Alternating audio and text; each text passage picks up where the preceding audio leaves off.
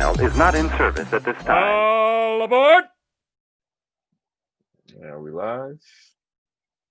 We are live. All right. Again, thank you everyone for taking the time out this weekend to jump into this training session. I got a bunch of different information I want to cover here. I'm going to try to keep on topic and not get into the weeds too much about theory or anything like that, just to get you that information. I want you guys to be able to get in, get out, get the information you need, and also have the opportunity to utilize that information in a concise and quick manner during your trading day or your trading week next week. So thank you guys. First and foremost, I want to cover a bunch of different strategies that I've actually been working on for the past few weeks, and just to kind of overview some of the changes that have actually popped up into the market here. I want to let me just check one thing before we continue here. Participants.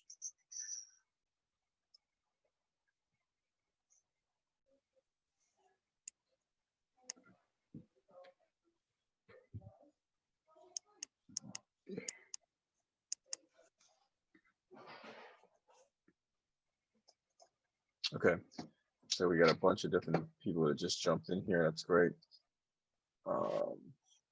If you could just do me a favor, make sure you're muted yourself once you're in the session so that we don't get too much background feedback. And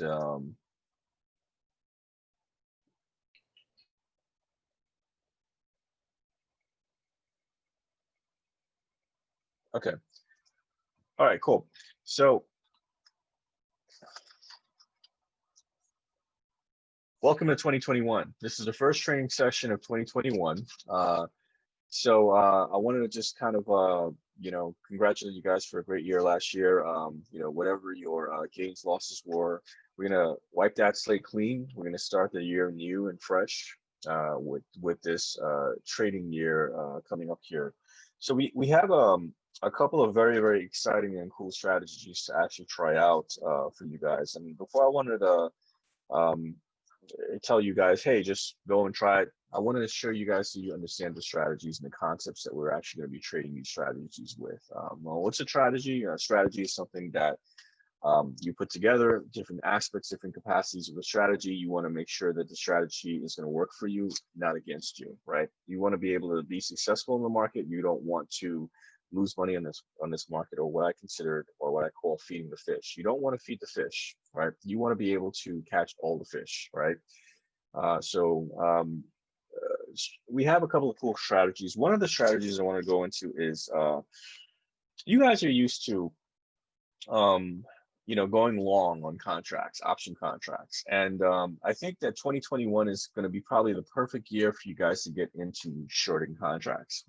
What I mean by shorting contracts, well, every time you buy a contract, in order for you to buy that contract, somebody has to be willing to sell you that contract. Okay, so someone, because you spend a specific amount of money, let's say it's a $100 option, you're capped at your $100 loss.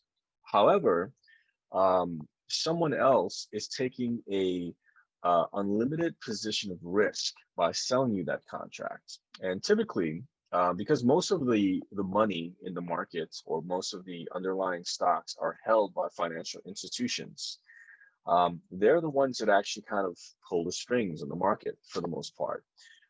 So it's up to you guys to weaponize yourself with enough information, enough knowledge set to make very educated and sound decisions. And exactly when you're putting together a trading strategy, it has to be something that has the highest probability of winning.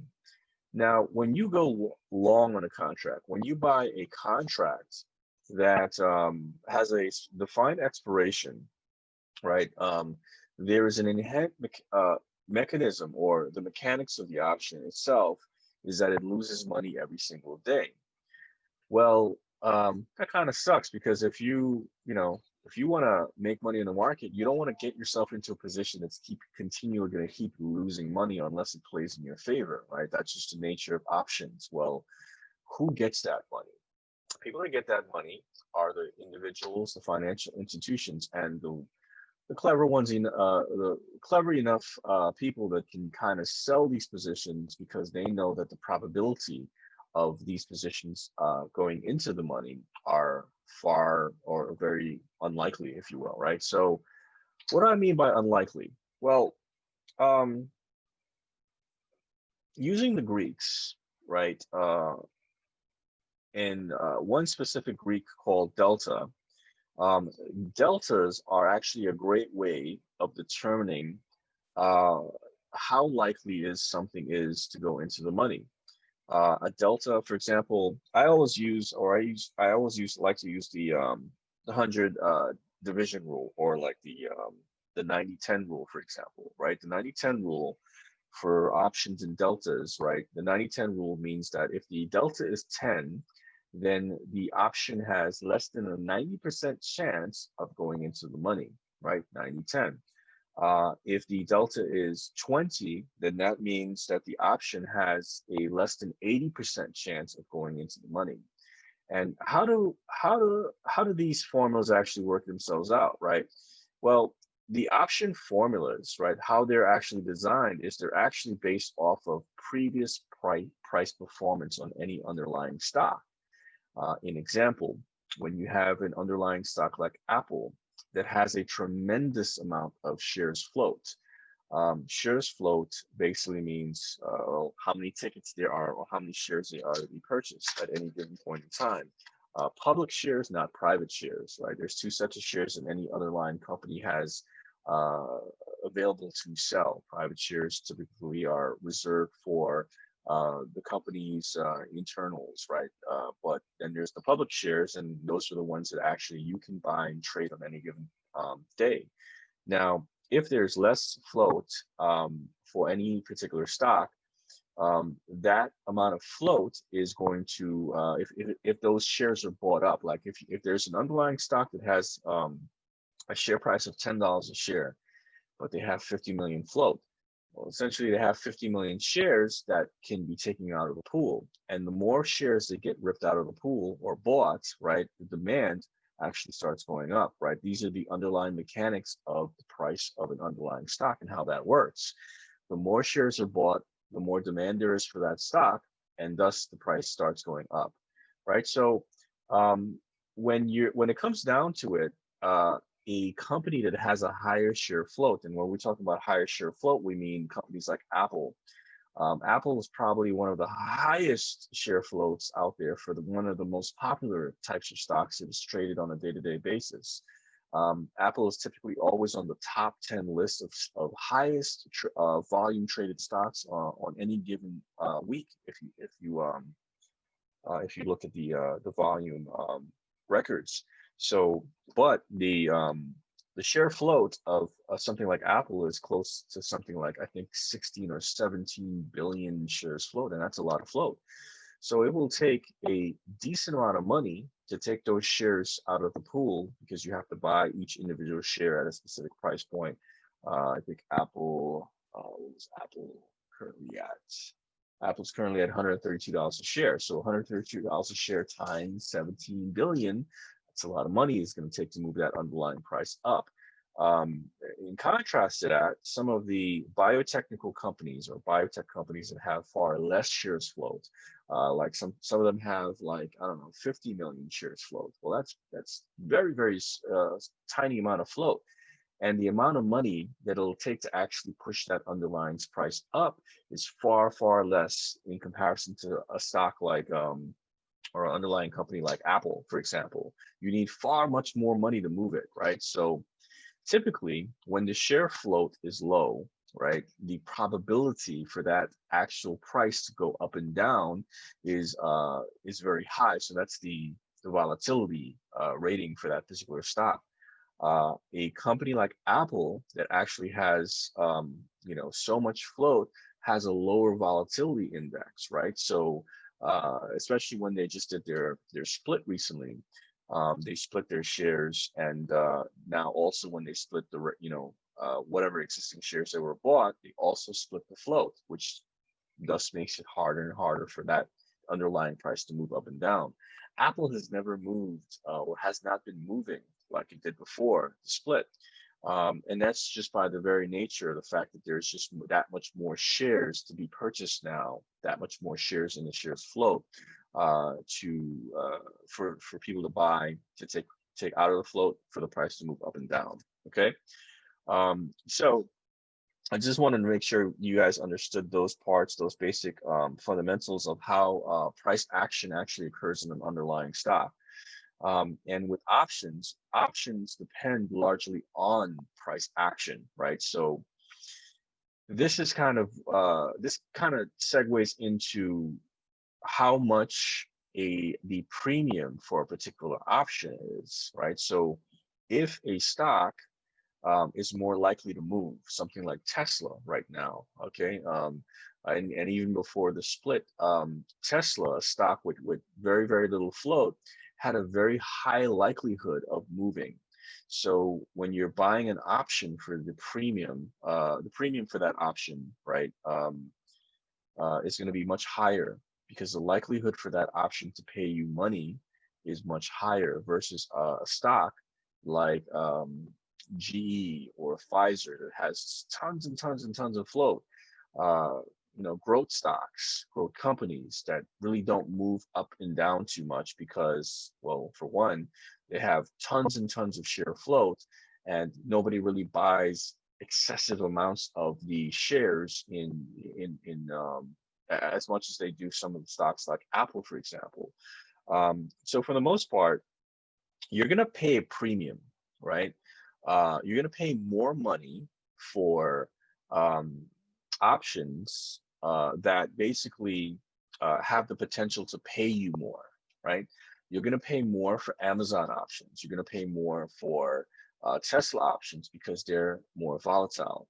You may even pay more for some underlying stocks like biotechnical stocks or companies like INO or SRNE or some of the like Teva, some of the other well-known popular biotechnical pharmaceutical companies. You might pay a little bit more premium for those as well, based on the fact that the potential for them to pop or move up, very, very quickly, is there for you to make money with it via the option strategies that you'll play. So I want to also make sure you guys understood that part. This is why, like an underlying stock like GE, for months and months and months and months, the premium is going to be like under $100 because GE doesn't move very much, right? So again, the option stack or how much you pay, all the variables or the algorithms that determine the price of these options are based on previous price performance. And previous price performance kind of dictates all that. How the options are going to pay, what the deltas are going to be, and all that stuff. Largely, when you go long on options, which means when you're purchasing options, you're paying a premium, and that premium has a definitive loss. Every single day it loses money via the theta loss, right? The daily theta loss. So if you buy an option for $100 and it has 100 days till expiration, then, and the theta is 1, you can kind of, well, theta probably wouldn't be 1, but you can kind of see how every single day, if you can imagine that the theta never increases, that every single day that options premium is going to lose $1 every single day towards expiration. And at the very day of expiration, you may have bought it on day 1 at $100, but at the last day of expiration, it's probably going to be worth only $1, and then it's going to expire worthless. There's going to be no value in it unless it has intrinsic value, unless it's in the money. Okay, that's the only reason when it has a value. If it's in the money, it'll still remain or maintain some level of value at the end of expiration. Okay, and I think you guys already know that, but I just wanted to make sure I cover that for any of the newbies, new folks in the Discord that did not understand those pieces, those fundamentals. Now, again, going long has an inherent loss. When you buy premium, you lose value in the contract every single day. If the stock stays sideways and it doesn't go to your your price point. What does that mean? Well, let's just go switch really quickly to the tab it really quickly here, so I can kind of visually show you what that means. So start broadcast. All right, cool. So basically, when you buy a stock, let's imagine this stock is, I don't know, Apple. Give my chicken scratch. So chicken scratch is here. So Apple is here. It popped up this way. It's going in this general direction. You bought a call. Apple's currently at the price of $100. Fucking right here. All right, this is the $100 line here. And you bought a 150 call, right? Well, if you bought a 150 call, or let's imagine you paid $100 for it every day towards expiration, this so as long as it doesn't go above this line and it's not in the money, right? This contract is going to keep losing value every single day, slowly and surely to the end of expiration. Let's imagine that expiration is 100 days away, and that's what's going to end up happening. So if Apple stays at 100, stays sideways every single day, this contract is going to expire worthless. Okay, so let's go back a little bit here. So that's what we basically mean by options expiration and theta loss. Now, for example, if you were to, let's say, sell that call, instead of you buying the call, you're taking a inherent position of risk instead of you basically losing money. What's going to happen is every single day towards expiration, you're going to gain money. And what rules govern those that money that you gain? The exact same rules that's implied by the theta loss, the same rules that govern the actual contract itself.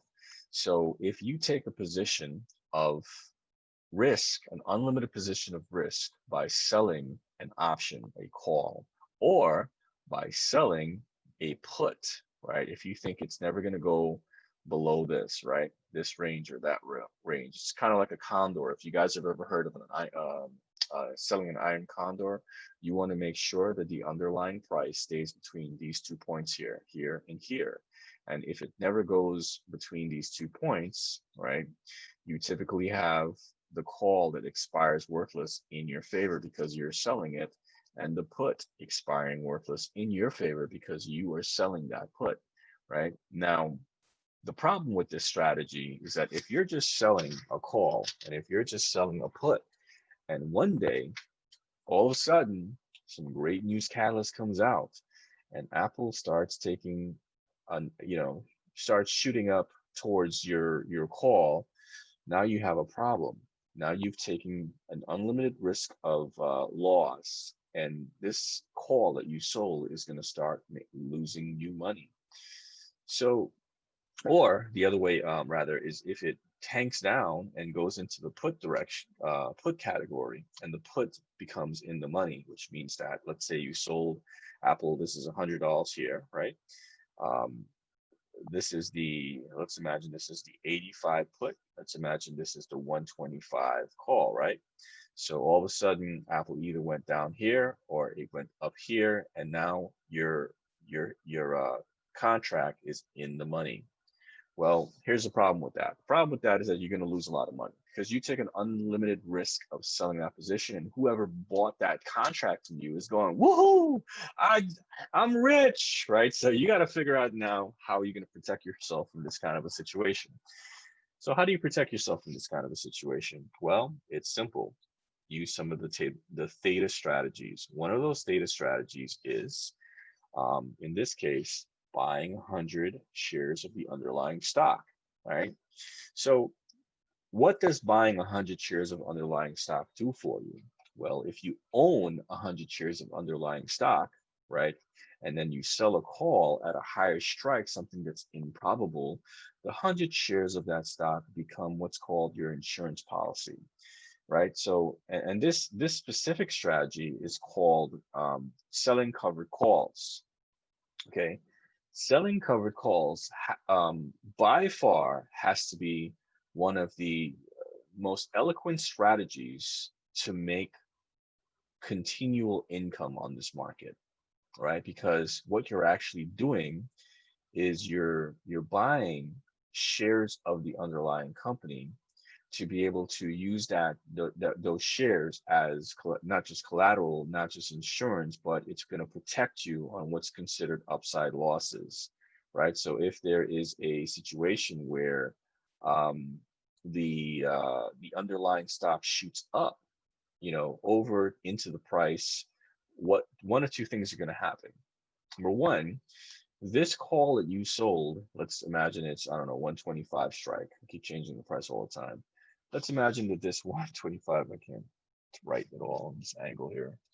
Let's imagine this 125 strike had a delta, right, of 10, right? Which means that the delta on this contract is controlling about 10 shares, okay? So when you sold this contract to somebody bought this, it means that this, because it was highly unlikely at the time for Apple to go to 125, they rated the risk, or they rated the delta for this particular strike at 10, right? The market makers did that. And that means that there is a less than 90% chance that this contract will go into money, because they're basing all of this off of probabilities, the probability for Apple to run up. And let's say the probability of all of a sudden one day changed because there was this huge news catalyst. Apple came out with something amazing and fantastic, and oh my God, everybody wants to buy Apple now. They bought almost a decent chunk of that 17 billion shares float and pushed the price up to 130. Okay, well, what's going to happen here? Well, first and foremost, the 100 shares that you bought at 100, right?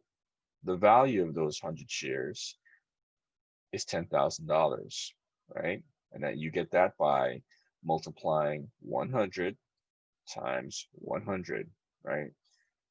Two zeros, 1, 2, 3, 4. You put the 1 here, 1, 2, 3, 4, right? That is $10,000. That's how you calculate the value of those shares, okay? Now, basically, if it goes to 125, by you selling that call for 125 strike, what does that mean? That means that you're giving up the right, or you're taking on the risk to be able to sell your shares of Apple at the 125 strike price for that premium that you sold it for. And let's imagine that that premium that you sold it for was, I don't know, $200. Okay. So the value of the shares that you have, they go up, right? Because you own those shares before it popped to 125. Okay. So now 125, instead of the shares that you have being worth $10,000, shares that you have are actually worth $12,500. Okay. So now you've made this amount of profit on the shares, and then you allow the actual underlying the call to go into the money and be exercised at expiration, which means that the $200 that you sold this premium for now becomes yours. So that gets added to the value that you actually made here, right? So let's just erase some stuff here. Okay, so the value now on this that you just made in profit is 12,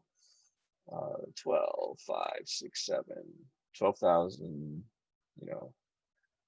that's how much you made after you sold that. So roughly it's about, you made here, in this case, $2,700, because you get to keep the premium that you sold that that call for.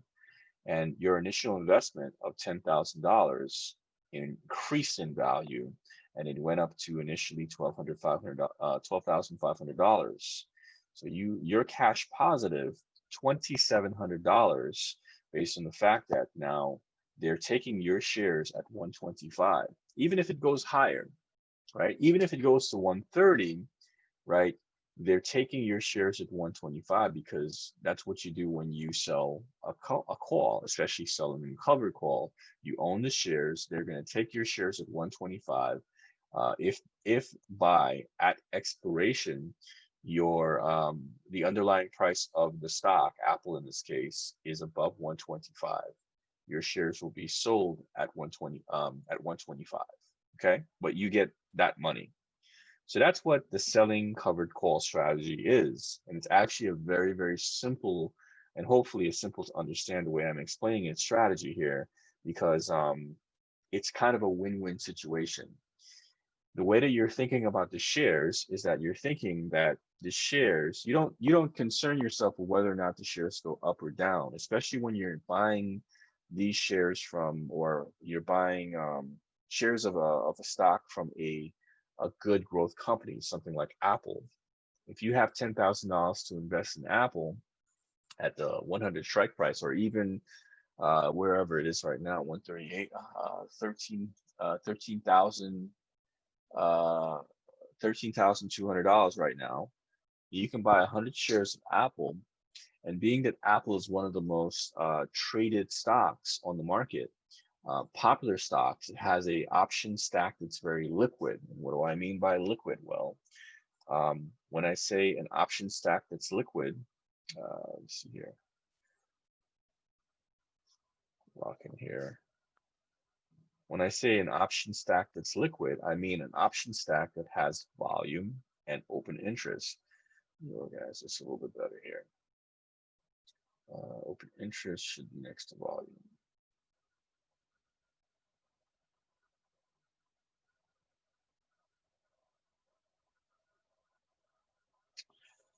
Volume and open interest.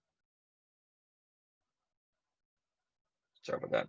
All right, so when you're looking at any particular option stack, you're going to want to look at, the first thing that you're going to want to look at is volume right here and open interest, right? Right there in the left-hand side. Left-hand side here is the calls, right-hand side is our puts. And there's a reason that I like to look at these things first, because again, you want to go where the money is. You want to go where people are trading, right? If there's something that has no volume and no open interest, which some of these option stacks do, it's not something that you're going to want to trade. And primarily because the bid and the ask is going to be wide, it's not very liquid, and you're probably going to buy it for a lot more money than you're ever going to be able to sell it, or you're going to be able to buy it and then you won't be able to sell it back, right? Because it's going to have a ask price of 0. Let me see if I can find an example of what this kind of looks like here. Go to my watch list.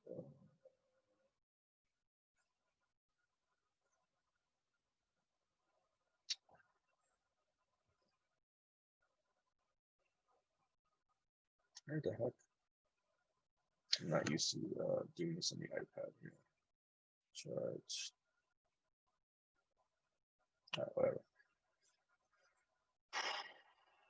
So like, I don't know, GoPro.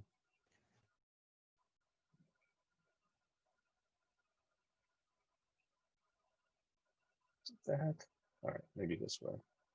Nope, not that way. Watch list. Where did that thing disappear to? For whatever reason, oh, here it is. Okay, so let's look at what's one that doesn't have a lot of liquidity. Let's try G2. Okay, maybe this doesn't have liquidity. See volume and open interest here. See right here on the left-hand side where it says 0 volume and 0 open interest. Well, that's not something that you want to trade from an option standpoint, because nobody's there to buy it, nobody's there to sell it. Nobody's interested in that particular option. So you want to leave that one alone, but you want to look for the ones that actually have high volume, high open interest. Well, what does open interest mean? Open interest means that there are open contracts out there that people are owning right now. And volume is daily volume. One important thing to note on volume is that with volume, it's daily volume. So every single day, the volume itself gets reset. Okay, so keep in mind that this is a counter that gets reset every single day. So when you first start trading that trade day, the volume itself is probably going to be somewhere like 0 or 1, and then it's always a good idea to look at previous, or keep your eyes on these if you're ever going to trade them. If you're ever going to trade options on any particular underlying stock, always do your homework, do your research, your due diligence, look at these volume um, metrics here, and make sure that one, there's plenty of open interest. You don't want to go where people are not buying. You want to go where people are buying, because the likelihood of you being able to get out of that position with money is much high probability. The other thing you want to look at on a day-to-day basis is the percentage change here. See here where it's green, 240%. For some reason, Goodyear Tire went up 240% on the last trading day. That's what these metrics here mean. And then they went down on the put side. One thing I wanted to point out to you guys here is that if you ever see a situation where on the left-hand side, both the calls and the puts, the percentage gains are all red, that is an indication that something is priced in, meaning that there should never be a day except Friday, which both the percentage change on the calls and the puts are red. That should not make sense, right? With options and calls, there are literally two ways to make money. With calls, it makes money if it goes up. It loses money if it goes down. With puts, it makes money when the underlying price goes down. It loses money when it goes up, right? So there should never really be a day besides Friday or the last week of expiration where both options on the call and the put side are red, right? So always keep that in mind when you're looking at these options. Always add percentage change to your option stack to be able to track that metric. That's going to be something that's going to be key, and also it's an indicator for you to understand whether or not you can sell that option. Okay, so keep those things in mind. Either way, probability of the money here, I'll show you based off of the deltas. Again, the deltas is something you're going to want to look at and keep your eye on, right? Here's what I mean by that. I'm going to shift this over to the left here. On the left-hand side, you see that delta at the very top there. I'm moving it around. Hard for me to show you this, but right there on GT, the 550 strike, right there at the top, January 15, 550 strike. This particular strike here has a delta of 90. It's deep in the money. And typically, contracts that are deep in the money, which means deep in the money means that the calls on the call side, the current price of this stock is $11.46, but the strike of 550 is in the money, which means that the potential, the probability of it being worth something at expiration, it should be about 100%. Notice how the volatility, right? Where the heck is the volatility index? The IV. Where are you? Did I not add the volatility here? Let me just check something. Implied volatility, I did not add you. Sorry about that. Implied volatility follows very closely with the delta. I'm going to move that closer because I want to be able to show you guys something here in regards to implied volatility. Okay. This is how I started noticing a particular trend happening since August. I started paying attention to the implied volatility and the deltas. Notice how here for the $7 strike, when there is no implied volatility, the delta is 1. Do you see that?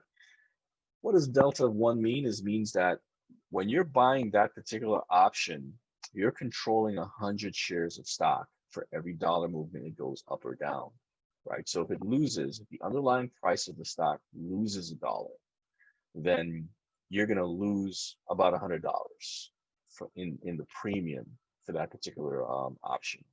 If it goes up $1, you're going to gain about $100, give or take, right? Now, how odd is it that the volatility for the 550 Goodyear call that's already deep in the money should have an implied volatility of 11.31% and a delta of 90. It should be, right, that the delta should be 100 for the 550 call, all the way up to about somewhere around the 9 or 950 area. Then it should start tapering down.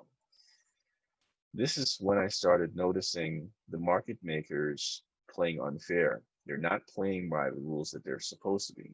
They're increasing, or they're adding volatility into the market to actually pump the premium for these for these contracts. What that means is that they're not filling on the underlying price. If financial institutions own more than 80% of all stocks out there, the market makers, it's their job to fill those gaps between the bid and the ask. The bid and the ask are for the stock price itself, meaning that during the course of the day, Goodyear, the bid size, or the bid price of Goodyear is 1150, and the buy price, which is odd, is 1157. That's interesting. So that the spread between the bid and the ask, this is probably just how they display here. It shouldn't be that wide. It should not be very wide until you get into the aftermarket section, after hour trading. During the day, it's the market makers' jobs to fill trades between that gap, right? So they're supposed to buy between 1150 and 1157. That's a 6 point difference, or 6 penny difference. They're supposed to take trades between that area, right? Between the bid and the ask. And when they don't do so, when they stop taking trades between that, because it's within their control, that's the agreement, right? It's within their control to stop taking trades within that range. And when they do so, they pump volatility into the price of the underlying stock. And what that in turn does is that adds volatility to the options chain, unprecedented amounts of volatility, right? So you will actually be in a situation where if you bought this 7 strike, for example, which has a delta of 1, it's better to buy that one because you're not overpaying for premium, versus the one for 750 that has a delta of 86. It's supposed to have a delta of 100, meaning they're cheating the system, taking advantage of retail investors such as yourself. They're not doing their jobs. They're not filling those gaps on the underlying stock to take trades in that range between the buy and the bid and the ask, and they're pumping volatility into the option chains. And the option chains have been something recently that financial institutions have found that they can make the most money off of retail investors. What does that mean? Well, okay, you guys are looked at as money, right? You guys have financial institutions have been around since Wall Street has been around, right? And they've been finding craftier and craftier ways to make money off of you guys, because you guys are the sheep. You guys are the sheep with dollar signs over your head. You guys are sources of new money in the market, right? You're looked at as fish by financial institutions. And if they have a way of taking advantage of the situation to turn it in their favor, they're going to do so. And they're going to do so all the time. And they have campaigns that they put together for figuring out how to make the most money from you guys. Okay, you guys are the mark, unfortunately.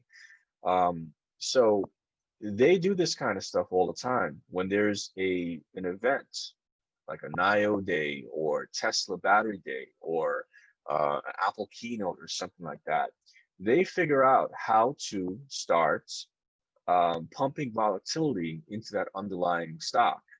And when they do so, they're setting up the premiums that they're now selling to you guys, right?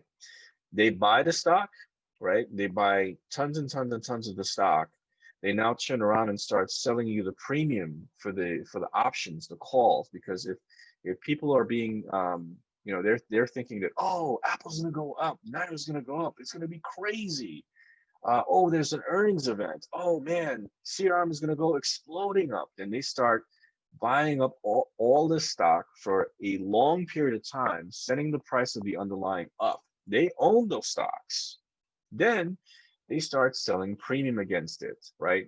The last 2-3 weeks up towards the event, whatever the event is, right? They've created all this volatility by not filling the spread, the bid ask spread. So people are going to overpay for the premium on those call contracts. And when they're overpaying for those call contracts, the next day, what do? They sell all their shares, right? The underlying price of the stock goes down, the premium value of the calls go down, and then they buy back their calls. It's terrible, but it's been happening almost all year, right? This is the reason why you guys have been seeing earnings do what they do, right? It is literally, you're literally trading in shark infested waters here. And if you can't beat them, because, all right, they have more money than you have, okay? You're the retail investor. The culmination of all the retail investors brings together a lot of money in the market, but they have more money to play with, right? So they can start buying up positions months in advance. They can, like SoftBank, buying up all this money and then taking positions of risk, doing covered call strategies, selling, if you hear something like SoftBank is buying billions of dollars in the underlying, well, guess what? You're not going to do that if there's no reason to do it, right? And the only reason that people in financial institutions do these kind of things is to make money, right? So if there's no money to be made in something, they're not going to do it. If you follow the dollar, it'll always point back to what's happening, right? Follow the dollar, you'll be able to figure out what the angle is, what the play is, right? There's always a play that's occurring on the market. You just have to be on the right side of that play, the right side of that trade. Even option sweeps. If you guys have flow algo, option sweeps are bait. In most cases, you have to understand and know what the sentiment is. If they think if they're buying call sweeps or they're selling call sweeps, right? Because that means two different things. Buying calls mean you think it's going to go up. Selling calls means that it's going to go down. And guess what? Even if it doesn't go down and it stays sideways, then it's going to play out in their favor anyway, because they're selling the premium and they're taking calculated risks to be able to ensure that even if it goes against them, that they're going to make money at the end of the day. Okay, so I wanted to go back to the other strategy, right? So I've already told you guys about selling calls, but I want to get more into what are the mechanics for selling puts. Okay, now selling puts happens to be one of my more favorite strategies because you literally, let me go back here a little bit there. You literally, man, I read a lot, don't I? You literally have another whole mechanic to it. Okay, so let's say, for example, you sold a put on Apple, and Apple's price is currently at 100. You sold a $90 put, right? Expiration, I don't know, 2 weeks out. So you sold this $90 put, right, for $100 in premium, right? So you sold it for 100. You get a credit in your account for 100, and then marching towards expiration, more and more of this value is realized in your account. So let's say the fatal loss is, I don't know, 2 weeks. Let's call it $5 a day or something, or I don't know, $4 a day or something. So basically, every single day, the negative theta loss becomes the positive theta in your account. When you're selling premium, you sell to open, right? Sell to open. And when you're closing it out, you buy it to close, right? This is the reverse of going long. When you're going long on a contract, you buy it to open, and when you're closing out that position, you sell it to close. Okay, just remember those fundamentals there, right? So you're with the puts. Here's kind of the rules with puts. With calls, when you're buying a call, okay, it means that you expect it's going to go up. When you're selling that call, you are expecting it to stay down, right? Down below this, area where you think that Apple's going to keep going sideways, right? When and what happens is when you're using the call or the covered call strategy by buying 100 shares of the underlying, you're protected from upside loss. And typically, because the delta, I didn't cover that part, the delta of the call that you're selling is always going to be lower. In almost every single case, the delta is always going to be lower. What does that mean? Well, let's take a look at Apple, for example, here, right? So if we go to Apple, right, I'm going to show you the current Apple stack here and what the delta of Apple is. And currently at the money, roughly speaking, you'll always find at the 132 strike, which is at the money for Apple currently right now, the delta is going to give you a 50% chance of being in the money by expiration. And that's kind of typical. It's not fair because you're spending all this premium. In this case, you're spending $236, which is the last execution price right here. $236 for that particular contract. Not fair. It has a 50-50 chance of being in the money. And YOLO calls are further out of the money, right? YOLO calls have a less and less chance, right? As you go down here on this column, you'll see it's 25 delta, 20 delta, 17 delta, right? The probability of these things being in the money are far, out of the money. It goes higher and higher out of the money.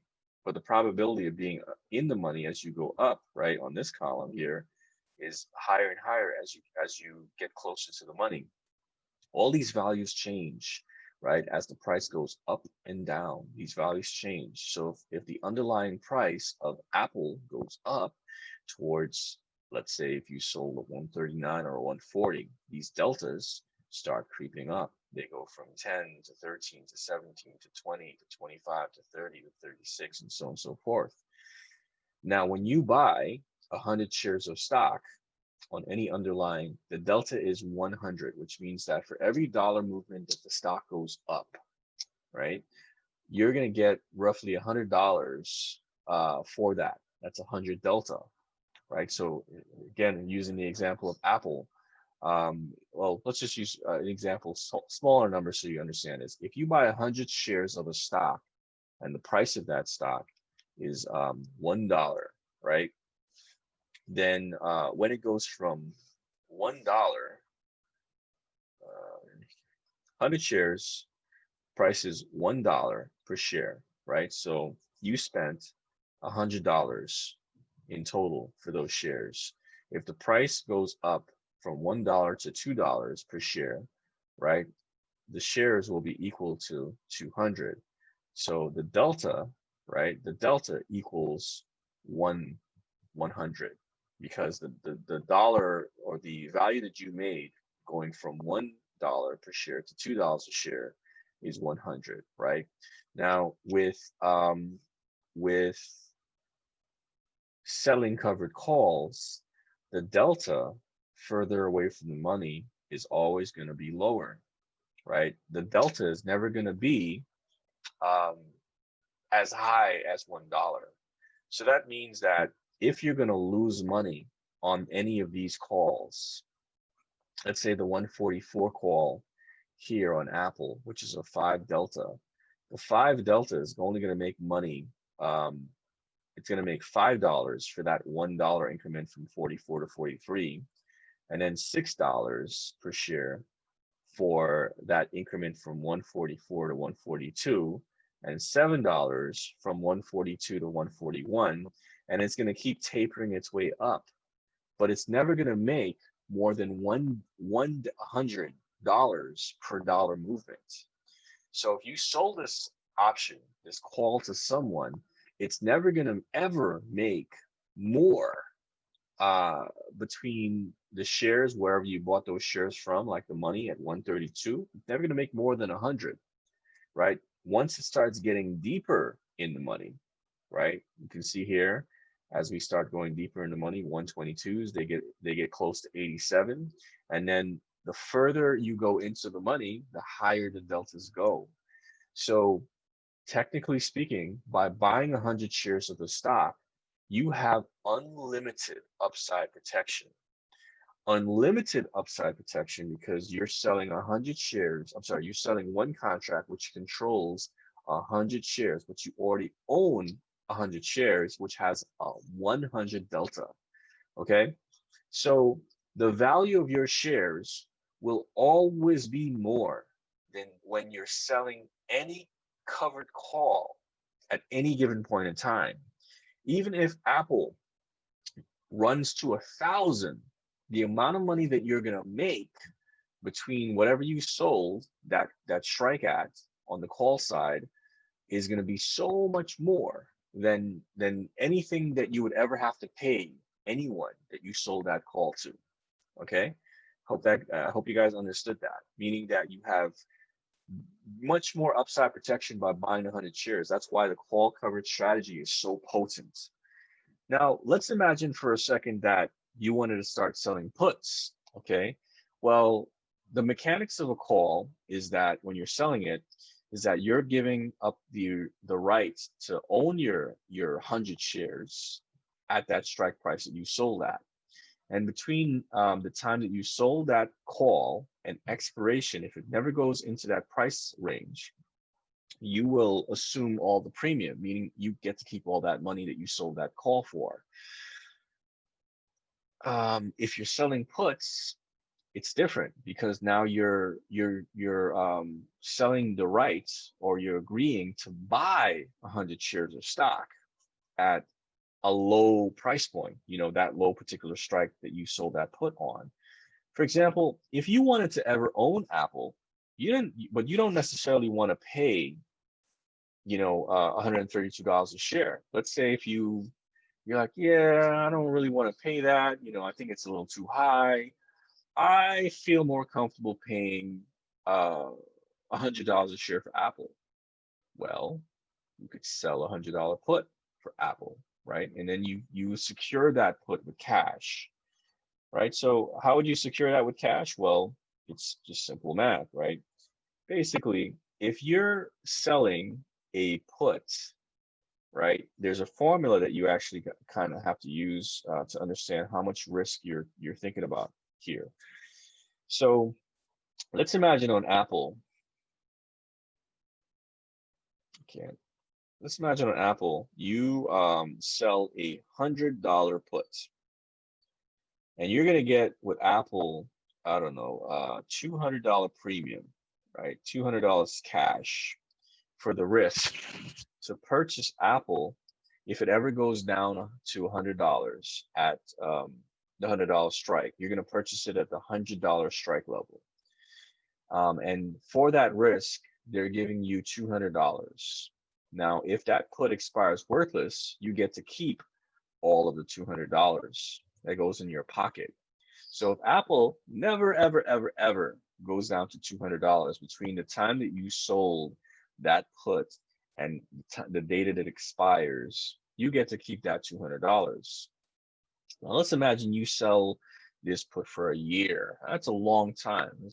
Thinking to yourself, why would anybody ever sell a put? Well, for that long. Well, one reason for that is the premium that's actually included in that is much more than selling a put that's closer to expiration, right? The very nature of options means that an option has a life cycle, right? It has a beginning and it has an end. In the very beginning of an option's life, right? And when I say an option's life, options have they begin like further out. If you look at leaps, for example, right? A leap option is something that has an expiration date of 6 months or more, right? So if you look at any of the leaps, you'll notice one particular trend is true. The further out in time, because what you're paying for here is time on options, right? The further out in time you go, the more these things are actually worth, right? So I'll show you here the January 23rd, I'm sorry, the January 20th, 2023 options at the same strike price, right, cost way more than the options recently, right? So the 135 strike, to be able to purchase this option, will cost you $2,600 per option. I had 10 here. $2,600, 2690. That's how much that costs, because you're putting up the risk, or you're engaging in the risk if you're selling it, but you'd have to pay the most amount of money to secure that amount of time on Apple. So this is actually a good bet, because we kind of almost know that going on Apple, if you spent $2,600 on an Apple Leap, it's bound to go up. It's not going to be worth $135 by expiration. So because of that, it has a higher probability of being in the money, a 57% chance of being in the money, right?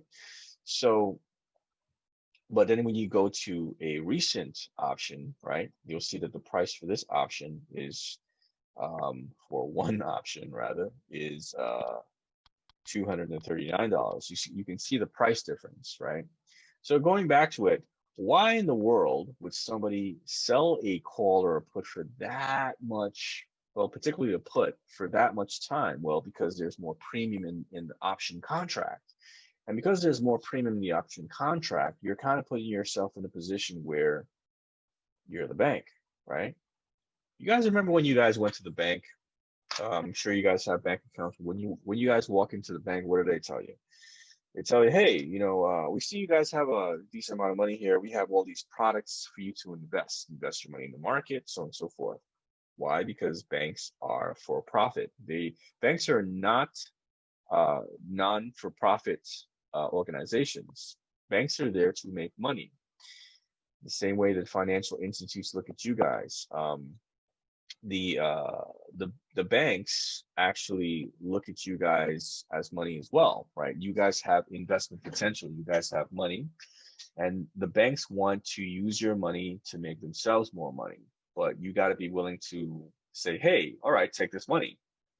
Shut up and take my money, invest it, give me money.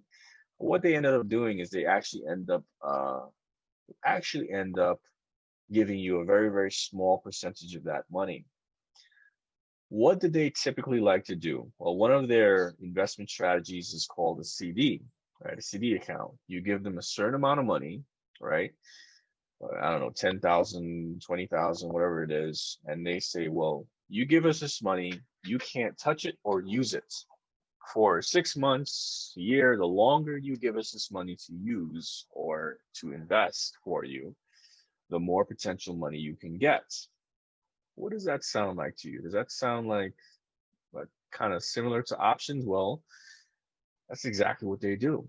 What banks do with your money is they take your money and they invest them in long-term strategies, like selling premiums, selling puts, that have a high probability and a high potential for payouts. Okay, so one of the things that I've discovered that they do is they sell cash secure puts. What are cash secure puts? Well, cash secure puts are you give up a certain amount of cash collateral rather, to be able to buy 100 shares of underlying of a particular stock. And they typically pick growth companies that have a very high upside potential of making money, meaning that it's just going to keep going up. It's going to keep going up and going up. Companies that have very little downside potential, companies that are not volatile, right? They sell puts against those companies, but they need, in order to make money off of those types of companies, they need lots of money to make money off of those types of companies. They always give you the smaller percentage of the money that they're actually making on that money, right? They say, oh, you're going to get this 4% or 2% or 1% or whatever the hell it is right now. It's probably 0% at this point. So why leave it up to them when you can do it yourself? Okay, how do you do it? Let me show you. Well, first and foremost, you start looking for companies. Start looking for companies that have high upside potential and low downside potential. Companies like Apple. Apple is one such company that has low downside potential. As a matter of fact, the only reason that Apple will actually ever have a potential opportunity to go down is if there's a market crash, right? But think about it. What happened during the last market crash? There was a V-shaped recovery on that market crash. And as quickly as the market sold off, everybody started seeing the prices of these underlying stocks that have never been that low before in quite a bit of time. And they started a buying frenzy. They started buying up all the underlying stock, right? So if you can think of the risk for selling cash secured puts in that capacity, the longer time that you have on the expiration of that put, the more probable it has of paying you out, because people typically buy the dip, right? When Apple was going up, and then it popped down, and then all of a sudden it popped right back up again and continued on this path, kept going in that direction, right? So if you were sold a put at expiring the end of the year, let's say you sold that put on January 1st, right? And the end of the year was the expiration, December 24th. You sold this put for the value of, let's imagine it's $2,000, right? Well, what would have happened in that time? Let's say you sold a put at this level. Actually, January. All right, let's imagine you sold it at this level, whatever the case may be, right? For giggles, you sold it. This was January instead. All right, and that was the prior year, January. This is January 18, and this is January 20, so on and so forth, right? So you sold a put right over here at this level because you thought Apple was going to keep going in this direction, and you said it could never go down that low. But guess what? If it goes down that low, I'm going to get 100 shares of Apple at, let's say you sold the 90 put, right?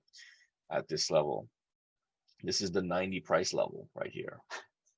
So you sold this 90 put.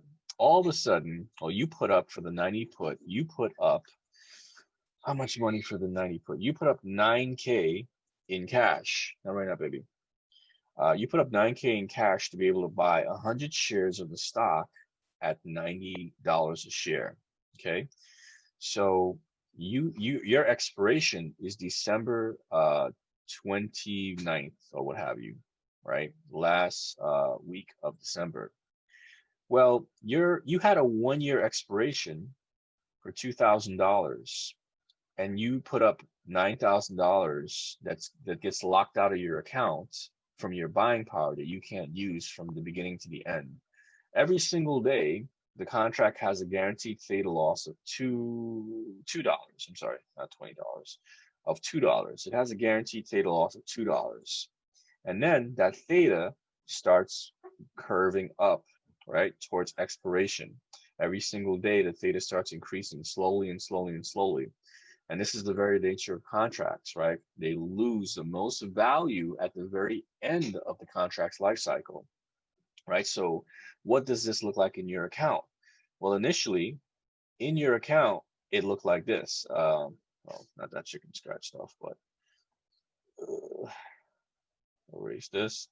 In your account, that looked like this. You sold it for 2,000 premium. It was in brackets, and then you have your P&L, right? Your P&L shows you how much money you're making from that premium. So on this day, it was 2,000. On the next day, this went from 2,000 to 1,995 because of, days of theta loss, and then you realized $5, right, in your account. $5, and then that value just keeps going up and up and up towards expiration. But all of a sudden, this day here, this event this unfortunate sell-off tanks the stock to, I don't know, was it like $70? I think it was $70. Apple stock tanked down to.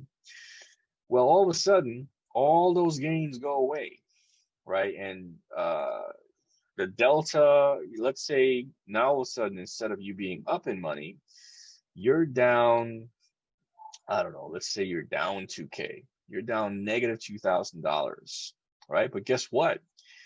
You still have so much more time on this contract expiration. And of course, you have to check your brokerage rules to see if you're going to get assigned early, especially if there's more time on your contract. But typically, people don't get assigned early. On TD Ameritrade, you do not get assigned early on a particular contract. You typically just have to wait till the expiration. And by the very nature of contracts, every single day they lose money, right? As soon as this thing recovered back up, you'd be back in the green on your position, right? But even if you were to own, like let's say you're in a brokerage, you're with a broker that assigns you early for the risk, this $9,000 in cash that you put up ended up buying 100 shares at the $90 strike. As soon as you got exercised, or that was exercised, you would end up having 100 shares of the stock in your account. You paid $90 for it, but it's currently worth $70. So that's a sit and wait situation, because a company like Apple is not going to sit at $70 for long. People are going to be looking as soon as whatever situation pulled back on the market resolves itself and people starts getting confidence again. You still own 100 shares of Apple for the price that you sold it for the risk. And the benefit is that if you do get assigned, then you get that full $2,000 right away, right? You get to keep that premium for being assigned those shares at $90. So the reality of this is that instead of you losing, I don't know, money, like from the $90 mark to the $70 mark. So this would be a 987. So this would be a 2K loss, right? This would be a $2,000 loss if Apple stays at the $70 mark here, a 2K loss, because you would have bought 100 shares at 90. It would have dipped down to 70. That's $2,000 lost in value because you bought the shares at 90 and it popped down to 70. But you got to keep the premium of $2,000. So technically, from a risk reward standpoint, right? Even if it goes to 70, you're still neutral. You're actually ending up kind of owning Apple at 70 based on the premium you're getting. Your cost basis is actually $7,000 for 100 shares, even though you got exercised at 90, if that makes any sense. I hope that makes sense. Let me just check the chat for any questions. All right, cool. You're good. And then once it goes back up from this point here, from 70, this is all profit on the shares. Nothing but profit. If it goes back up to 90, now instead of you just making $2,000 on selling this position, if you got exercised early, now you're making another $2,000. You've now made $4,000 from this dip trade setup almost, right? But if it never goes to that price point, you're just going to keep getting money every single day. Every single day due to the theta loss. This is why I actually love the selling puts or selling premium, because this is just a money over money, racks and racks and racks, if you will, right? This setup makes money. The only thing that you have to do is put up the cash for the potential for this underlying price to go down, and for the shares to be bought at whatever strike price that you're actually selling. Does everybody understand that part, or is any of that confusing at all? I want to make sure I cover that part. Any questions? Okay. All right. If you guys have any questions, feel free to pop it into the chat section. That's probably the easiest way to ping me so I can answer any questions there. All right. So this is really the selling put strategy. You're basically giving a little bit of money the same way that you would if you're going to a bank and saying, hey, I want a CD account. I want to give you some money and I want you to pay me money over time for me giving you this money. This is investment 101. This is what everybody says that you need to do on the market. Use your money to help make you more money, right? And this is exactly what this strategy is. But we're going to do something a little bit different. We're not only going to use these two strategies, but we're going to combine these two strategies in a way that probably not a lot of people have actually even thought about this quite yet.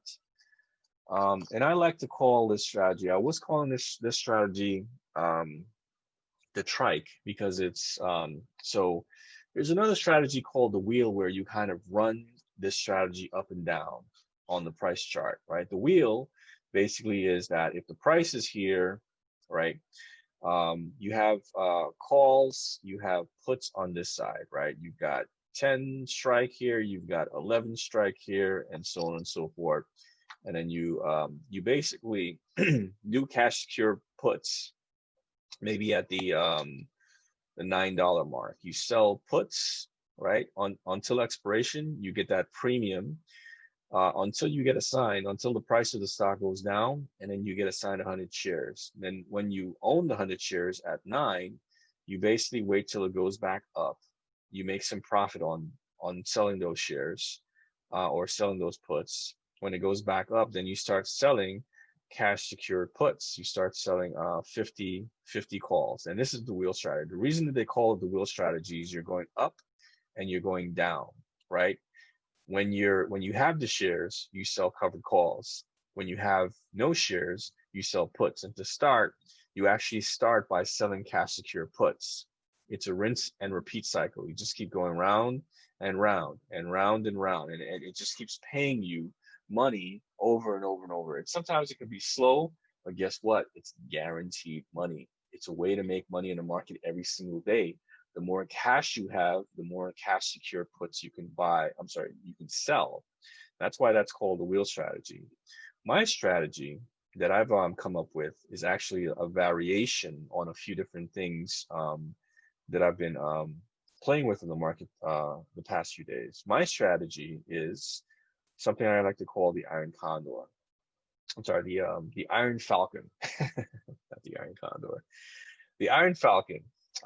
So what that strategy really composes of is buying 100 shares of any underlying stock, particularly a company that has good fundamentals, good solid financial numbers. They're not going to tank. They're not going away anytime. They're not a Chinese ADR sponsored company. It's going to be a stock that actually has good fundamentals. Buy 100 shares of that stock. Okay. Then you're going to do this. You're going to sell a cash secured put at a low price with a delta of 10 or less, which means that the put has a less than 10% chance probability of going into the money. You're going to sell that put for whatever premium it is that you think you deserve to make, right? Let's say the premium is, I don't know, $200, okay? Premium for that put is $200 for selling the risk from here until expiration. You're also going to sell a call. The call is going to have roughly the same exact delta. Give or take 1 or 2 is not that big of a deal, right? In terms of delta, right? Because it could have, like, the put could have 10, the call could have 9, the put could have 11, the call could have. It's always better to have the call have a little bit better, less rather. The call have less delta than the put. Okay. All right. So with this strategy, there's 3 components to it. There's the put, there's the shares, and then there's the call, right? And that's why I initially was calling it the trike. And the reason I was calling it a trike, because it's like literally like three components, it's 3 wheels, or 3 parts of it. the shares are going to give you upside protection because the shares are going to give you a delta of 1. So if the underlying stock shoots up towards the call that you're selling, the shares are going to make more money than the calls are. But because you're selling a put, what's going to happen? Well, let's imagine the call you sold for exactly the same premium, $200. Well, when the call goes, when the price of the stock goes up, this premium, if the price goes up, this premium loses $10, or gives you $10, and then this premium loses $10. So what you actually have is a situation, especially when the deltas are very, very closely matched up, 10 and 10, the put will lose the same amount of money as the call will lose when the deltas are evenly matched up, especially when the premiums have exactly the same premium amount. Now, there's going to be a little bit of shopping around to figure out this specific setup, but again, deltas are going to change based on the price. So what you actually have is a seesaw effect. When the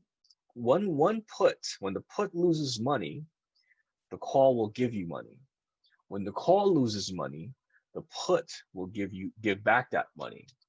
But the underlying mechanics of the options losing money every single day due to theta decay is going to keep netting you money.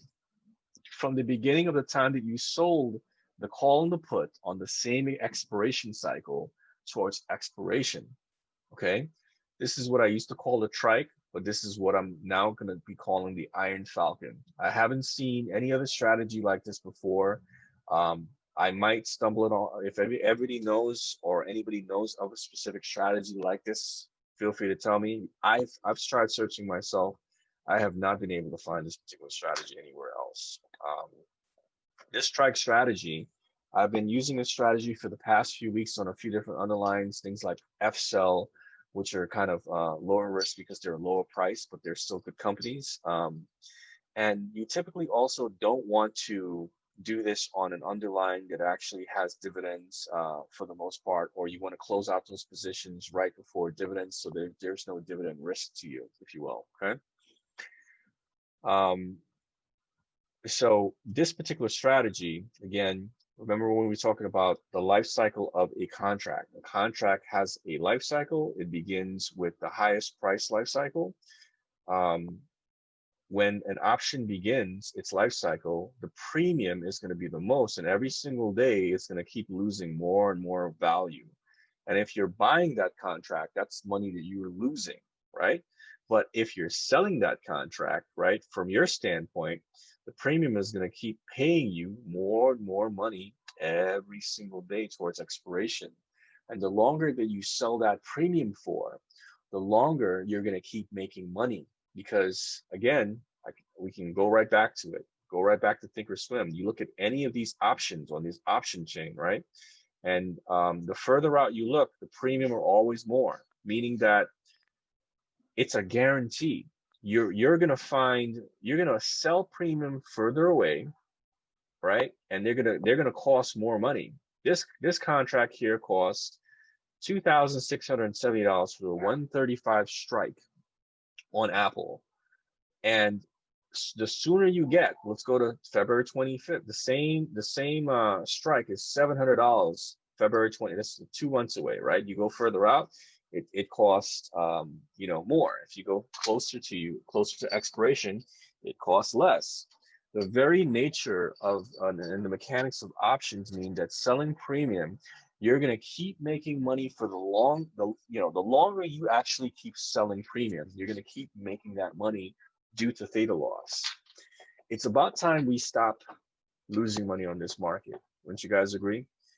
It's about time that we start taking using the rules in our favor, because financial institutions have been doing this kind of stuff for years.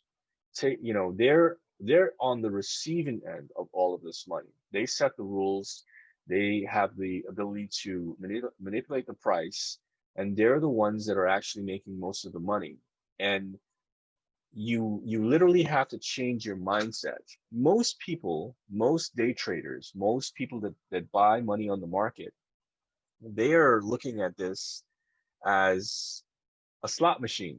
You put money in, and if you're lucky, you get money out. Financial institutions don't look at it as a slot machine. They look at it as work. They look at it as, how can I get the most money out of this market with the highest probability of making money? And selling options, selling calls and puts are a high success strategy, because you're in the position of making all the money from selling versus losing on expiring options, right? And this is the kind of stuff that they don't teach in school. They don't teach you finance in school. They don't teach you how banks make money off of your money, how they invest your money. Stumbling upon this information is the, you know, they kind of sell,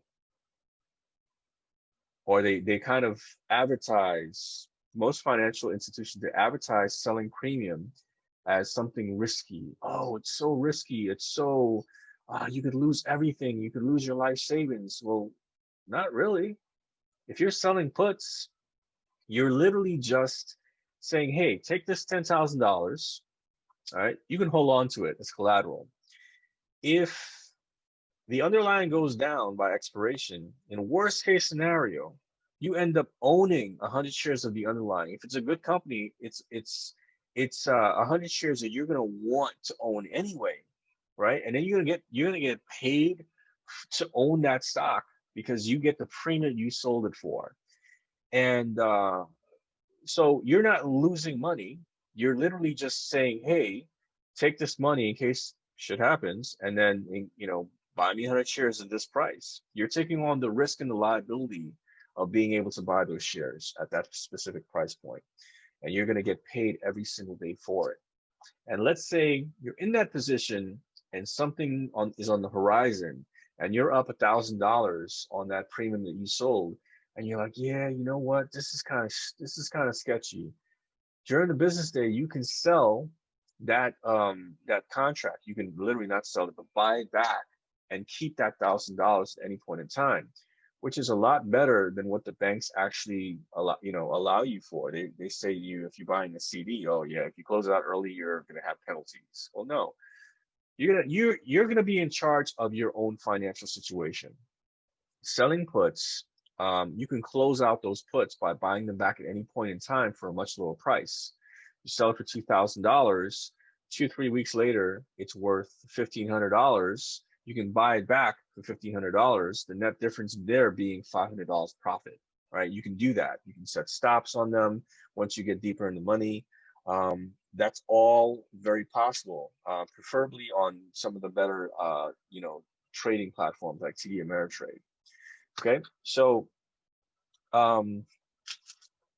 these are the strategies that I'm using on a day-to-day basis to make sure that I'm in the receiving end of that money. And typically these days, I don't go long on options. I typically am buying more stock, because stock has it doesn't have theta loss, right? You get into the stock, you can sell the stock. It has high liquidity. Options don't have as much liquidity.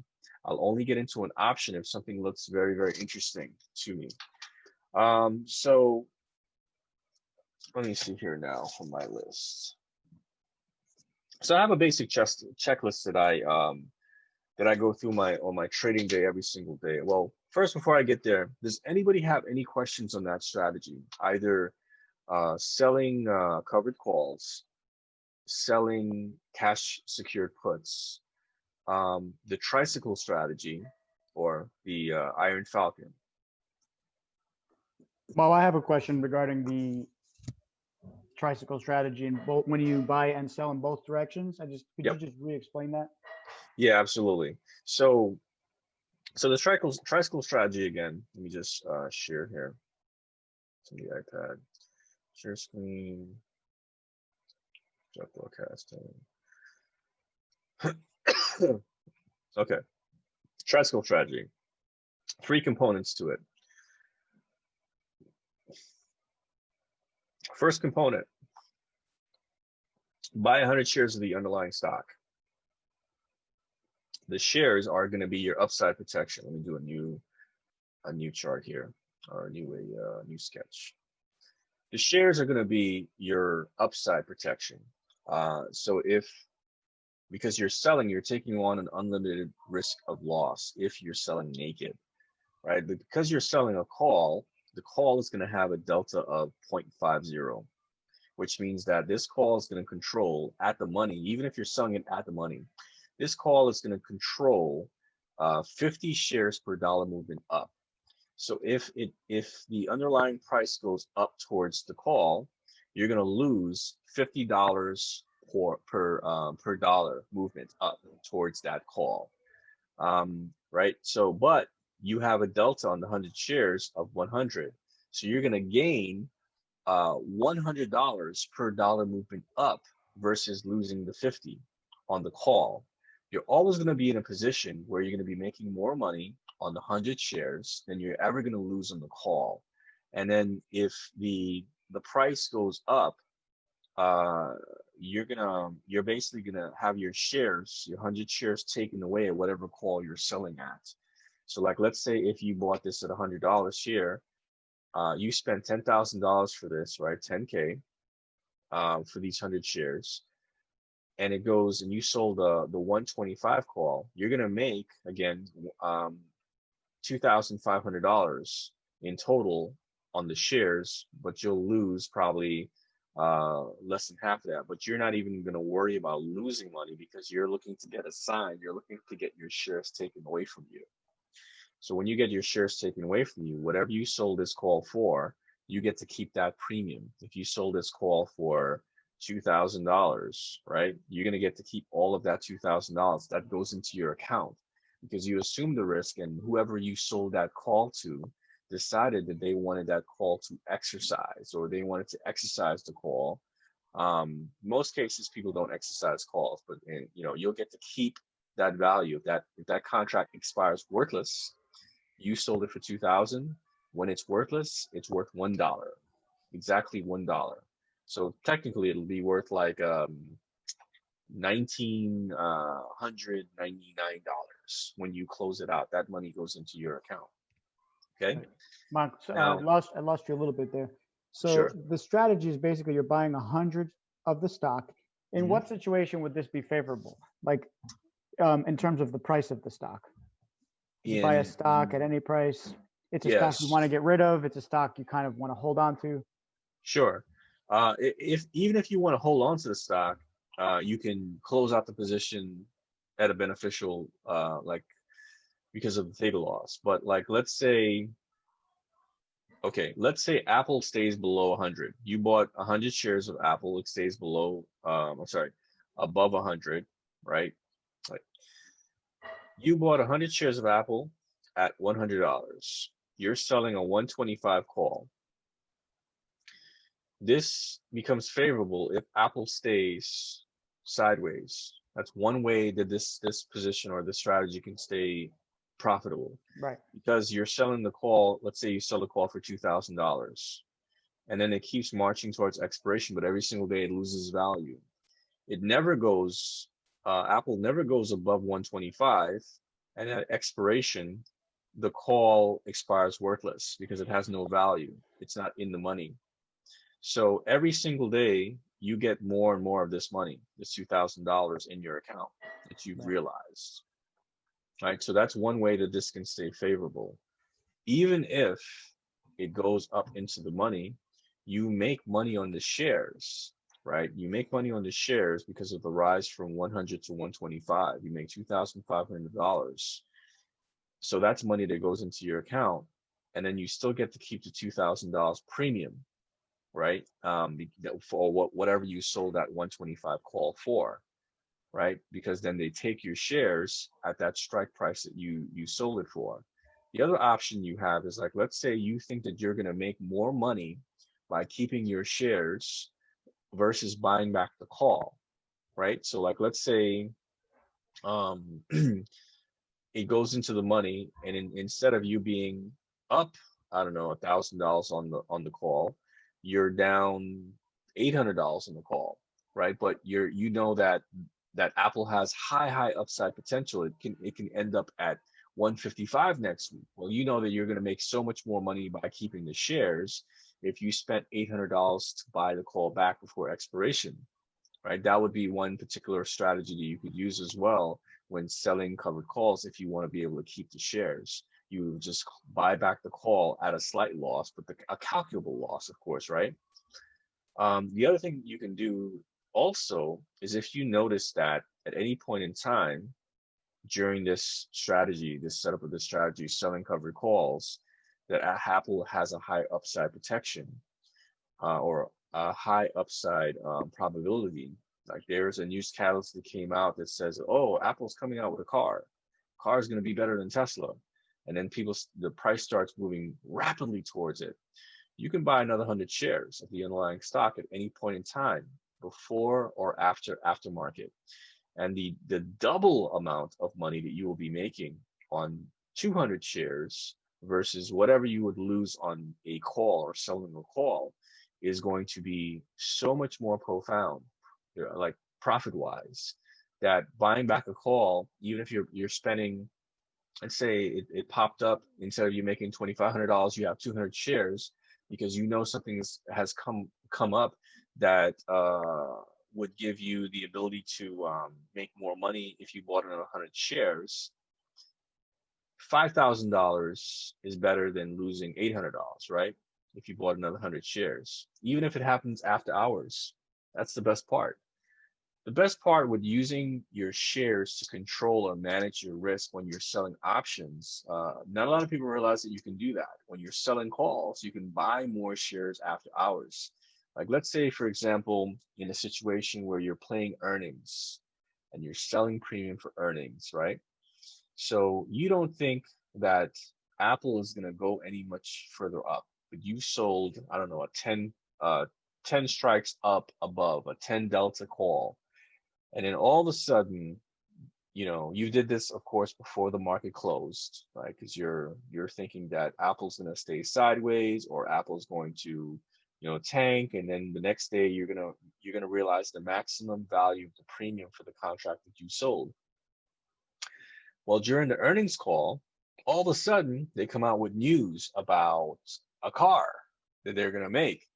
And you're like, oh no, Apple's going up. It's going to end up in the money by tomorrow morning.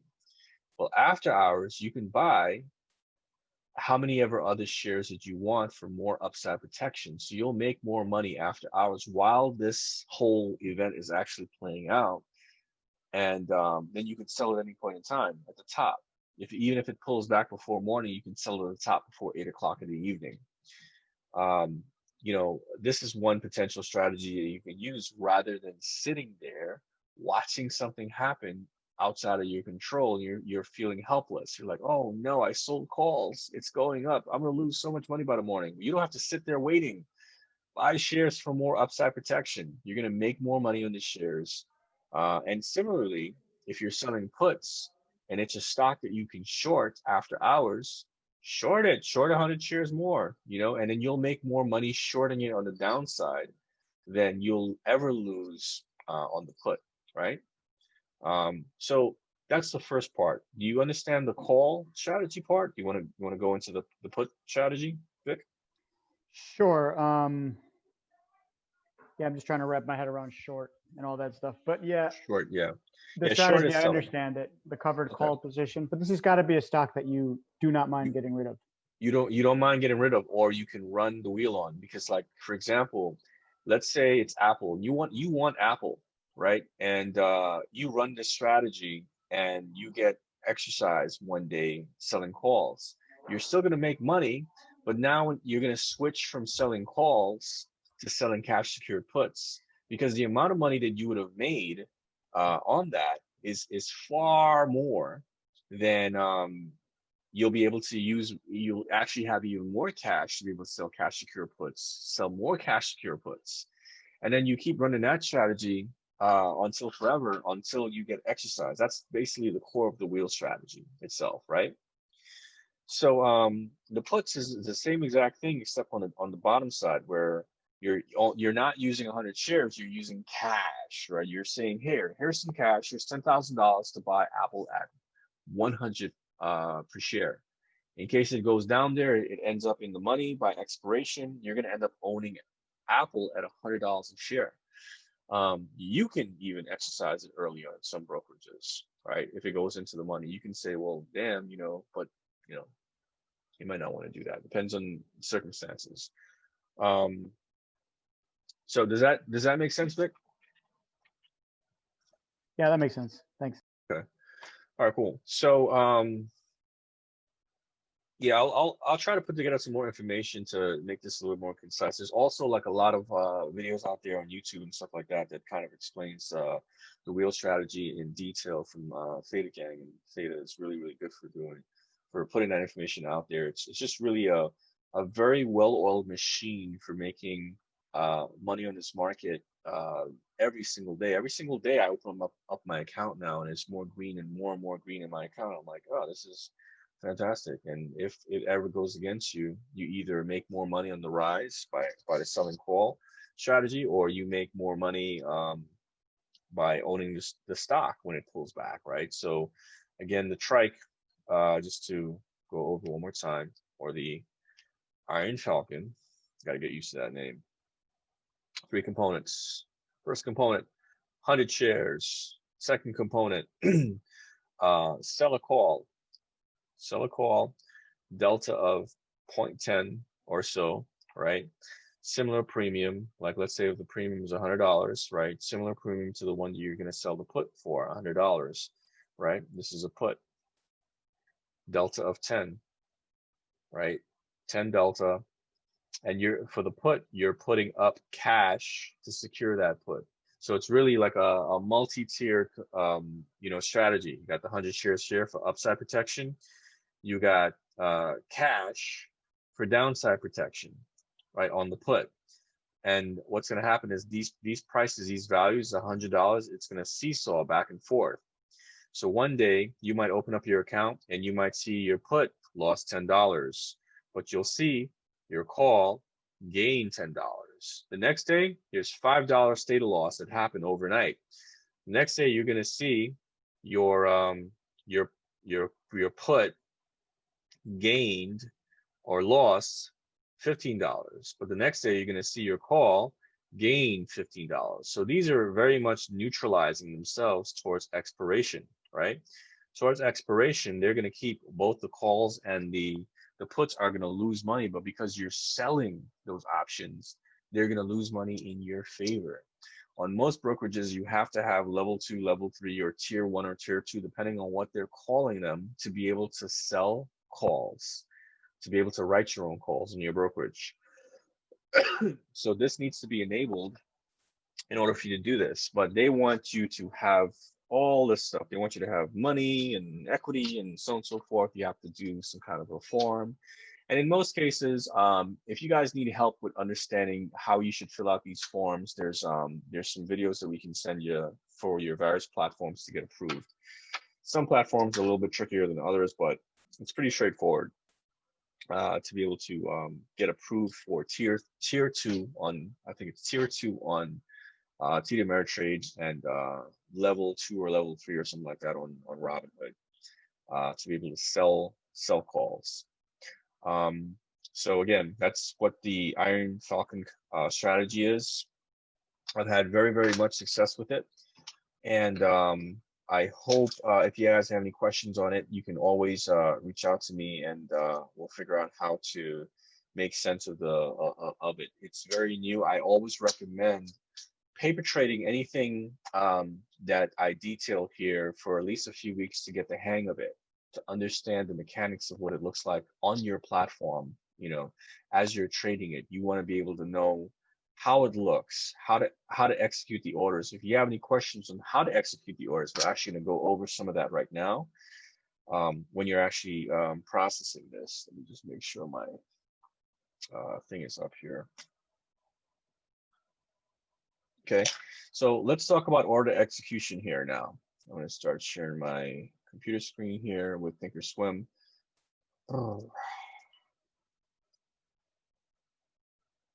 Okay, and share desktop one. All right. Perfect, perfect, perfect. As over here, you guys can kind of see my Thinkorswim here. This is a good year, what we were looking at before here. Excuse me. And let's imagine that today it is 9:50, time is running, and we want to, it's pre-buffering. Why is it always pre-buffering? Every single time. I think it's just locked up here. Let me just pause this here for a second. I want to go through some order executions here. Every single time I try to demo this stuff, it always stops working for me. It's the fun stuff.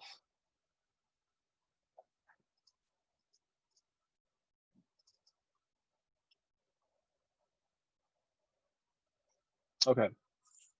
So checklists, how I trade in the morning. I'll just cover that really quickly. First and foremost, in the Discord, we actually issue Zoom links that actually share trade ideas. And for those of you guys that don't know what trade ideas actually is, it's one of the most popular scanners, market scanners. Scans for momentum, it scans for a bunch of different things, and it is absolutely awesome. I love this scanner. This scanner tells me exactly what I need on a day-to-day basis, where the money is, right?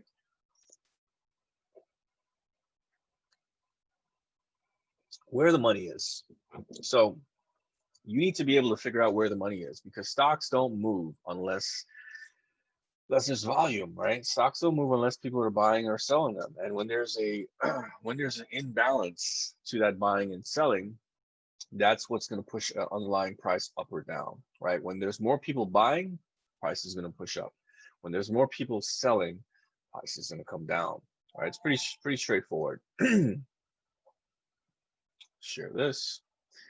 All right, perfect. So as you can see here, this is a chart. This is GT. I'm going to go into on demand, which is the simulation mode of Thinkorswim. You guys all have or should have the ability to do something like this. I'm gonna wait for this to pre-buffer a little bit here. The only thing about the simulation mode that I don't like is that it does buffer information and has to download some of that information from time to time. But I'm gonna go to November. I can go to specific dates here.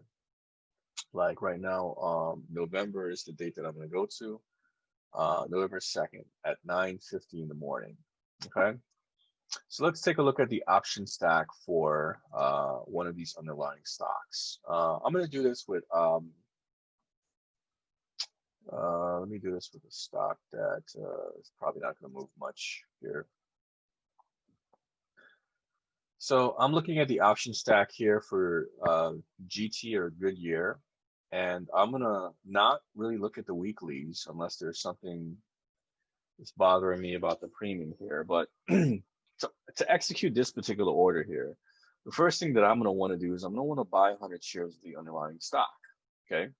You can do that in a bunch of different ways. You can go to the trade tab, you can go to active trader, and when it opens, I'm going to just hit play here. I'm going to buy here at the market price because I really don't care about the price. Obviously, it's better if you get the price of the stock at a lower price point. But from my standpoint, I don't really care because I'm looking at GT because it only costs $8.76. So by math, if you add 2 zeros to this, move the decimal point over by 2 at $8.77 by 100, it's $877 for 100 shares of the stock, right? Now that I've bought 100 shares of the underlying stock, that's step one of the Iron Falcon strategy. Now you're going to start shopping for premium. Well, we know that premium, right, decreases as you get closer to expiration. So the premium on the November 6th, because the current date is November 2nd, is far less closer than it is further out. So again, $20 for at the money for $9 strike price. And then when the further you go out, you start seeing more and more. Now, remember when I said that you want to find an underlying stock price that has liquid options. In this case, as you can see here, the options aren't too liquid. one of the biggest indicator here of the options not being too liquid is that the bid price is zeroed out, right? But the ask price has stuff here. And then you also see over here, the open interest is very, very lacking. And there's rarely to any volume the further out you go. But that's just this week's expiration stack. If you go out further, for example, like if you go to December 18th, you'll see that there's more liquidity, right? There's like, for example, $30 here of premium, $65. Let me just check the weeklies. It's not so great. $55. All right, so let's imagine that we're gonna sell these two here. What's the delta? Delta's 39 there, and the delta's 41. This is not the best example, but gotta find one that has enough liquidity also, otherwise this won't work in the simulation mode. So what I'm looking for here right now is a matched set of premium, or premium that's at least close enough. You know what? Let's try this with Tesla. Let's see. Tesla already split past September, right? So I'm going to do this with Tesla. TSLA, right?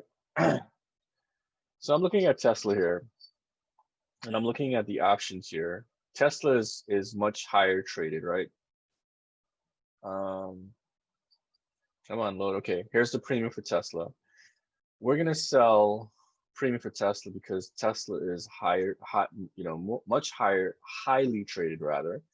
We're going to sell the 18 deltas. Now, the premium for this particular one here, I'm going to expand this, is much higher than the closer premiums, right? I'm going to go to a 50 strike price. So I'm going to sell the December, remember, this is still November 2nd, technically. So I'm going to sell the December 18th. And I'm going to sell the 10 delta 560. Okay. And I'm going to sell this one. Let me see if the 10 delta over here has enough premium. Oh, we need more room here. Let's give it 60 strikes.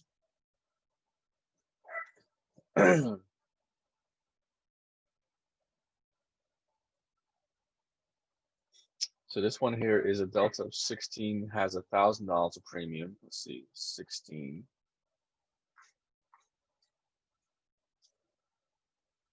Has a little bit less premium.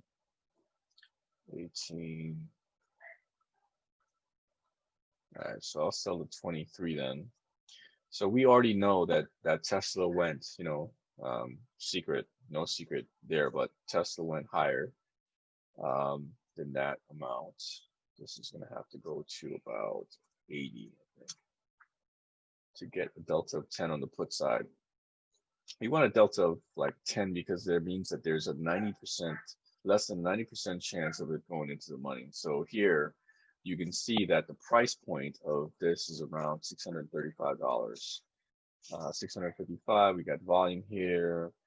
And then we have 616 delta. Okay, so, and then we have volume there. Okay, so we're going to sell this, the 520, and we're going to sell the, we're going to sell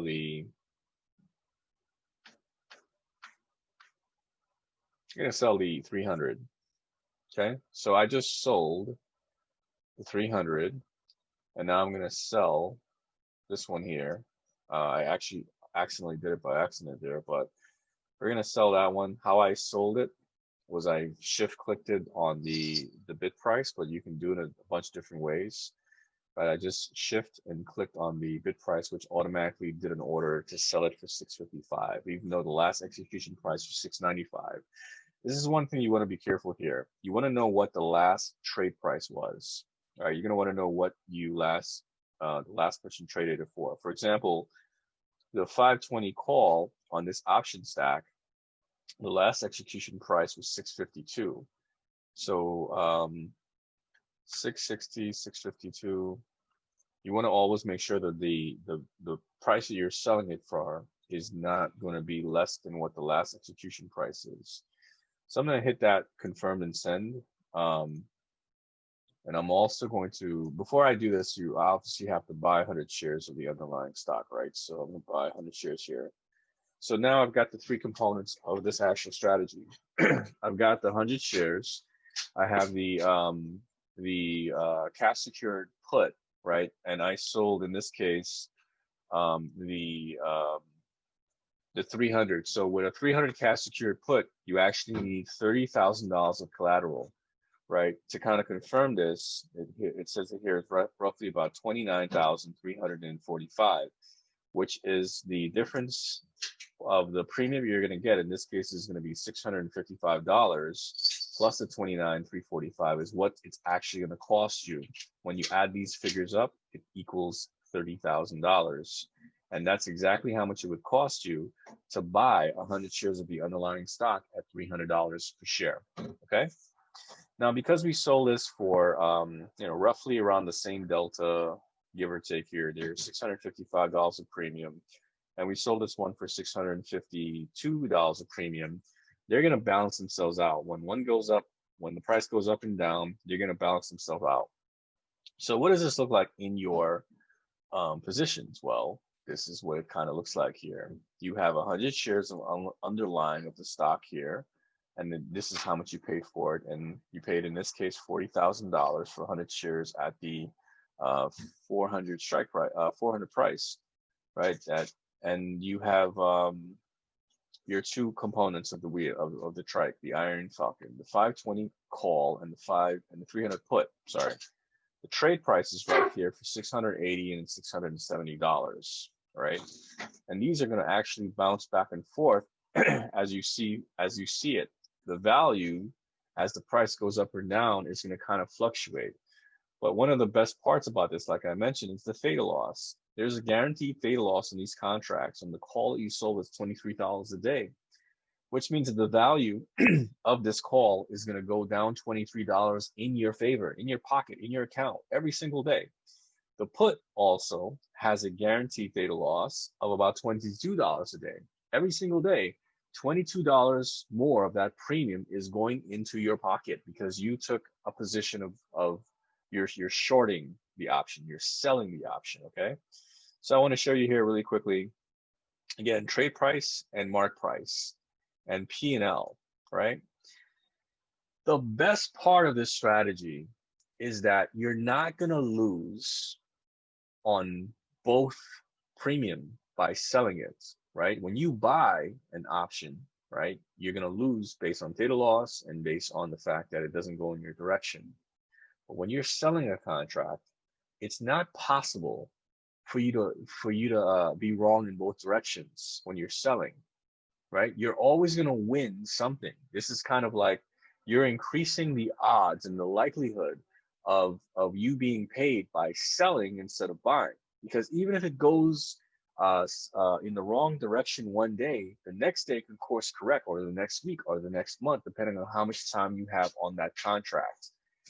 Money is still going to be coming into your account based on just these mechanics of the options itself. So every single day that we fast forward here, I'm going to go from November 2nd now. Keep an eye on my P&L here, okay? My P&L. Let's look at it. Overall totals. P&L open, right? These are in brackets, right? So we're going to go to the following week, it's the 16th. And we're going to wait for it to pre-buffer for these values to update, and you'll see the difference on this P&L here. It's going to be vastly different, right? You're going to see you're going to start making money on this underlying price here as soon as it updates, of course, right? While that does, I want to go over my checklist again with you guys. So trade ideas, scan for momentum, scan for where the money is. Once you find that money, then you're going to be in a better position. All right, looks like it just updated here. So I fast forwarded a week here, and you'll notice one specific thing. Number one, the price of Tesla is currently still at 405, which means that we sold the 520 call and the 300 put. So our price is still in between the call and the put. But look at this, the P&L is 43% for the contract and 57% for the put contract. And we have realized out of that premium, 43% of it for the call and 56% of it for that put. At this point in time, there is still $387 of premium left in that contract that hasn't expired worthless. And there is still $289 of premium left in that contract, the put contract, that can still be realized to us if we see this strategy all the way towards expiration. But we can still close this out right now and take this profit. At any point in time during the calendar year until expiration, you can still close out both of the positions or close out one of the positions. For example, if Tesla all of a sudden has higher upside potential and we don't want to assume the risk anymore of losing money on the call side, even though our 100 shares are going to be worth so much more at any point in time, if Tesla breaks 520, in this case, we know that Tesla broke 520 by expiration. It went to 600, whatever the case may be. But let's say we found out a piece of news about Tesla, that they're doing something, they have a battery day, there's a potential for Tesla to go crazy high. Well, if we don't want to assume any more risk on the call, we can simply just close it out. Right click it here, create closing order. And to close it out, we're going to buy Tesla one contract for $395 price. Remember, we sold it for $680, but now it's worth $387. So now we're going to close it out because we heard some news. We said, oh no, Tesla is going to go crazy. You know what? I don't want to lose my shares on Tesla. I want to be able to keep my shares because the potential for it to go high is so much more than for it to go down. But I want to keep my shares. So I'm going to go ahead and close out Tesla by buying back this call at a much lower price. So I go ahead and put this in. I'll just put it in a market order to make sure it executes. I hit send and the order is closed out. Now I have realized the full value of this call that I had sold initially, or not the full value, but at least 40 something, 57%. I think it's 46%. So I sold it out and I made $292 for assuming the risk in case it goes up for my shares, my 100 shares to be taken. Okay, so I've made $292 hearing this new news catalyst. So now let's flash forward to the future. I don't remember exactly when Tesla's news came out, but I can assume that somewhere in December is when it started really pushing up, right? This strategy was one potential strategy that could have been used when Tesla was kind of like a sleeping giant after split, it pulled back and it just kind of stayed sideways for months and months and months and months and months. And if you ran this strategy on Tesla, oh my goodness, you could have made oodles and oodles and oodles of money while your shares sat there not making you any money. You could have literally sold calls, sold puts, and then have the expired premium from those sold calls and those puts just keep filling your account full of money. And you can actually do this with almost any stock that has liquidity or liquid options. You can do this with any stock that has liquid options. Some good ones like this are FCell. FCell, they're low enough price points. I think FCell is what $14, $15 now a share, which means that for 100 shares of FCell, you would need about $1,500 for 100 shares, right? And then you would literally just sell calls, sell $19 calls, $20 calls, right? Far out as you can see, or sell cash secured puts on FCell. If it pulls back, you'll own FCell, which is a decent company, for a whole lot less. Now check this out. Right now, Tesla is currently at the value of 617. Okay, this is another thing I want to show you here. The put, you have realized 99.18% of the value of the put. The reason why, right, is because the put is not probable anymore. The put's value is zeroed itself out. So remember I said you sold the put for $670 and the current value of this put is 55 cents right here, over here. And I want to show you again on the option stock what that looks like. This was the put that you sold, right? Way back in November. And now the value, because the delta, look at the delta has zeroed itself out too, because it's also not likely. Remember when I told you that the deltas follow the money, right? The deltas follow the money around. So if the money is not where the price is or where the option is, then it's going to zero out that delta. So for example, another mechanical option, a mechanical part of this is like, let's say you're selling cash secured puts on Tesla for, let's say $350, and it has a 2-year expiration, $4,000 worth of premium in it. Well, if Tesla one day decides to rally to 1,000, then the premium that you sold it for is actually going to zero out, which means that you don't have to actually have your money locked up for that long. You literally can realize the maximum potential of the sold premium much sooner than anticipated, right? You can sell Tesla 3 years out, right, for $10,000 worth of premium. And if Tesla runs up and pushes these deltas on the put side down, then you will realize the maximum 98.8% be able to buy back for $1 and get all of your money and sell more puts on the higher side. Sell more puts as it keeps going up. This strategy is a win-win strategy. Any way, shape you look at it, any form that you look at it, this is how the big boys are making money. The big boys are making money by selling premium. They sell all the premium. All the premium bought, more than 80% of it expires worthless. So that means that out of all the premium sold, they're making 80% of the money on the market. Okay? You want to be on the receiving end of that premium. And this is how you do it. Point blank. This is exactly how you do it. We know also that Tesla kept going up because look, the 100 shares, what happened to the 100 shares that you bought way back when it was 400?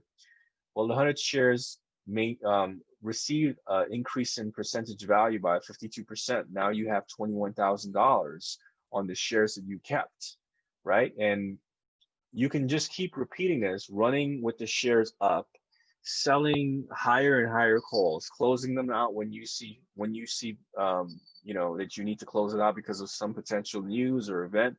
You can decide to take the premium, sell a much further down expiration call, run it out another week, sell more premium, buy it back for a lower price. Whenever you see you need to buy something back, or there's an upside potential where you can't buy back, meaning that the catalyst, whatever it is that's moving the price of Tesla up, is happening after hours, buy more shares after hours, right? You'll make more money on the rise and you'll lose on the call. Or short the stock if you think it's going to go down, or if it's going down after hours if you have puts, or buy, short the stock. That's the only way you can do it with puts. But still, you'll still own the underlying stock for a lot less than it was trading before that point in time. This is probably confusing. Is this confusing? Have we got that part when you see it visually? Any questions? No, I get it. Awesome. All right. So what do I do on a day-to-day basis? Well, I look at trade ideas. Trade ideas is this scanner here. We post this in the Discord. Every morning you guys have access to the trade ideas. It's a Zoom session just like this. You can pop this thing in your phone, and what does it do? It calls out when the stocks are running. If you guys hear that robotic sound right there, it gives you an audible idea of what's running, and you can quickly just kind of pop in, right in really quickly and see what's going on with these underlying stocks. See if they're popping, see what their chart looks like, check the chart for setups. Let's see, Tesla. Man, this thing always gives me a problem when I switch it back and forth. All right, Apple pops up, you pop it in, see if it's running, and do your charting and figure out if it's a good setup. So what do? All right, first and foremost, I scan using the trade idea scanner, and I chart I chart the underlying stock, right? I see if there's upside potential. I see if there's downside potential. The last trading session, we went through how to do charting. So if you guys don't have, if you guys were not part of that session, you're going to want to check out the video on Stonked Up YouTube channel, where we show you how we do level 3 charting, level 1, level 2, and level 3 charting, figure out where the trends are on any of these underlying stocks. And if you have any questions that you can feel free to reach out. But charting is going to be the second key to your success here, right? So a lot of the call outs on the scanner are going to be like penny stocks, right? Now, penny stocks are a little bit dangerous because they're inherently typically underlying stocks that that may or may not stay up. They have low float. They typically are only traded by day traders or scalpers, day scalpers. So like something like, I don't know, Teva or TTO, right? TTO is a good example of a stock that I used to trade quite a bit in my earlier trading days. TTO, Teva, Inovio Pharmaceuticals, these are ones that are like low price, $1, $2, $10. They're within the penny stock range, and they typically once they get attention on these scanners, day traders and day scalpers, they just jump in, they swoop in and start buying up oodles and oodles and oodles of it. Because it has low float, the price action moves very, very quickly. The risk here is that if you buy when it's going up, you might get stuck in the underlying stock. Well, we don't want to get stuck. We don't want to use our principal in our account that's going to be tied up or locked up for too long periods of time. We want to be able to utilize some of the strategies that we have already in our tool belt to help make us money. So what do I do when I see one of these penny stock runners? I typically look for options if it has options and if it has liquid options. If you're looking at my screen, TTO does have options. Some of them are liquid. The further out ones are more liquid than others, but the idea that when I trade penny stocks is I trade them only if potentially there are options to make money on if I get stuck, right? So if I bought TTO at 140 and it was $1 before, right? $1.40, and all of a sudden it pulls back to 130, right? Then I'll be left holding the bag until it goes back up. But if it has options, liquid options, I can now use those shares, which I typically go in with 100 shares on any runner, to start selling premium and making money against those 100 shares that I have, right? So this is why I typically look for penny stocks that only have liquid options, because even if I'm left stuck with that penny stock for a little period of time, I've sacrificed a little bit of capital, but I'm going to use that little bit of capital to now start making me money on premium running the Iron Falcon on it. Okay. So another good example, let's try INO. INO is another one that pops from time to time. So like, let's say if you bought INO here at the $9.22 area, and we know that INO kind of likes to sit within this range from past experience. It kind of sits on the chart standpoint within this range period right over here, right? Kind of spends a lot of time, doesn't go too much above this range up here, above 14 too often. So you can potentially sell from the charts like a 15 or a 17 or a 19 call. And you can particularly sell a put maybe in the $5 range or something like that, based on the charts where it's never really traded a lot. The price hasn't been there a lot, right? So how much premium is there? Well, the sooner premiums, like the January 15th, they don't have too much premium, so you'd kind of have to go a little bit further out, right? So the Februaries have more premium built into them, right? Like $14, $12. There's not a lot of money because, again, the underlying price is low, right? So the underlying premium, it's not really going to be that much if you look at it that way. You go out to February, for example. February has the 750 strike price for like $137 asked, which is kind of nice if you can get it to fill at 137 or anywhere a little bit lower than that, and that'll be good for you. Also notice the open interest and volume. There is no open interest and volume for these over here, so you probably won't be able to sell them. There is open interest and volume for the eights, the 8 strikes over here. The last execution price is 103. So let's see, what's the delta on this? The delta is 29. You can safely do a 29 if you match it up with a 29. I wouldn't do anything over than 30, a 30 delta. And that really also depends on what the probability or likelihood it is for the underlying price to go to 8, in this case with Inovia Pharmaceuticals, which it doesn't spend too much time in 8s, right? So you can literally spend a lot of time. I wouldn't do any too far down the road, because options typically lose most of their values in the last 2 months. So somewhere within the last 2 months, or 2 months out or 3 months out, you would get a decent enough amount of premium for owning the actual stock, right? Or selling cash secured puts. So the delta of 17 will give you about $112 if you sell the $6 strike, which it has not been very long, right? So I would do this one, and then you would do a delta of 16. I'm sorry, delta of 17. Doesn't have a lot of premium over there. Something with 100, delta of 39. All right, that's not terrible, right? So 18, delta of 18. I'm sorry, not delta 18, strike of 18 with about $100 worth of premium, 105. Now the delta here is 39 versus 17. So this still could work, because what's going to happen is if you buy Inovia Pharmaceuticals 100 shares for $9.22, again, you're going to make more money on the shares from it popping from $9 to $18 if it ever does. But if it never does, you get to keep that premium, because the theta loss is going to go in your pocket, in your account, right? So this to me would be a good safe setup. Now here's the best part. Best part about all of this is that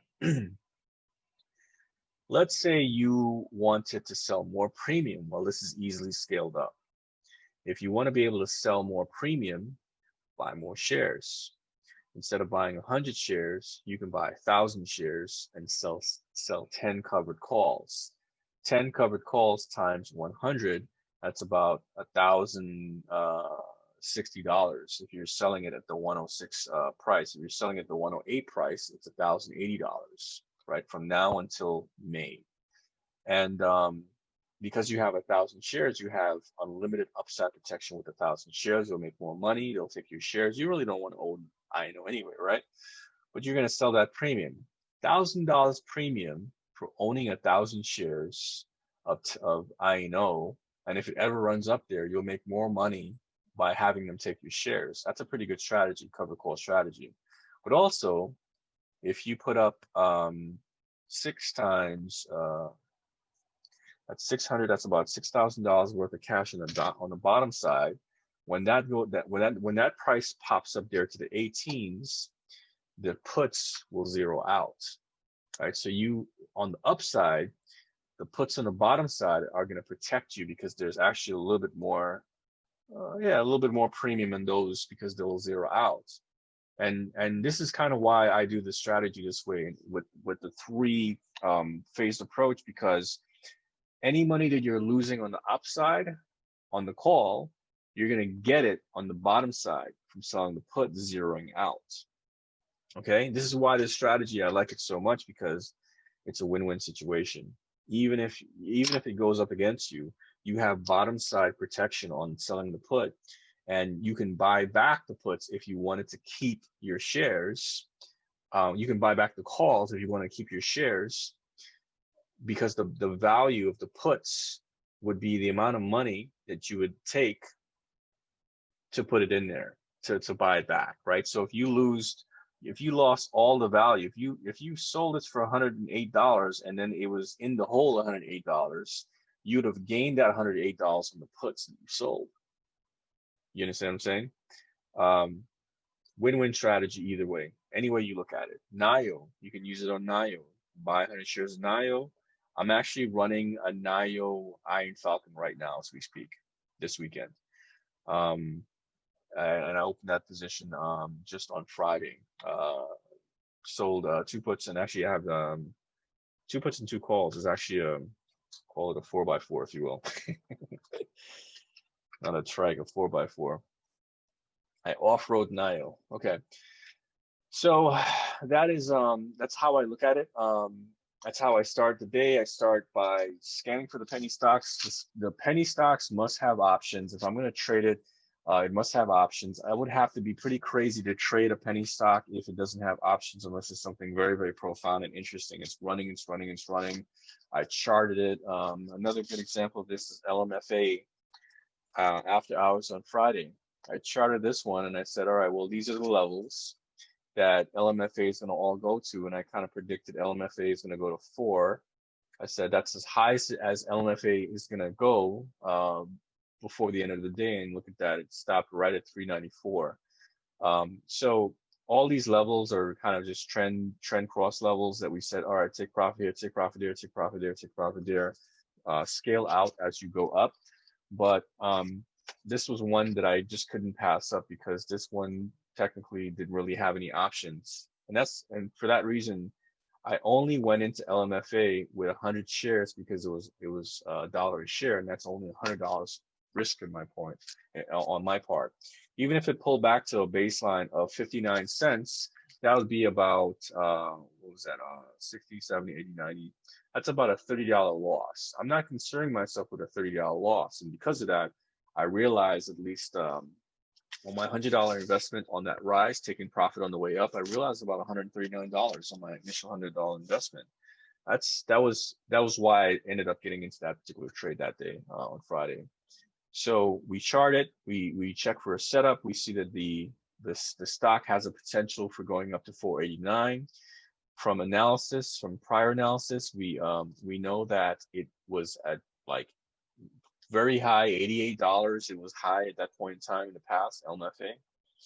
And so it definitely has upside protection. I would not trade a penny stock that has never been that high, unless it has options. Because if it has options and they're liquid, I'll trade it.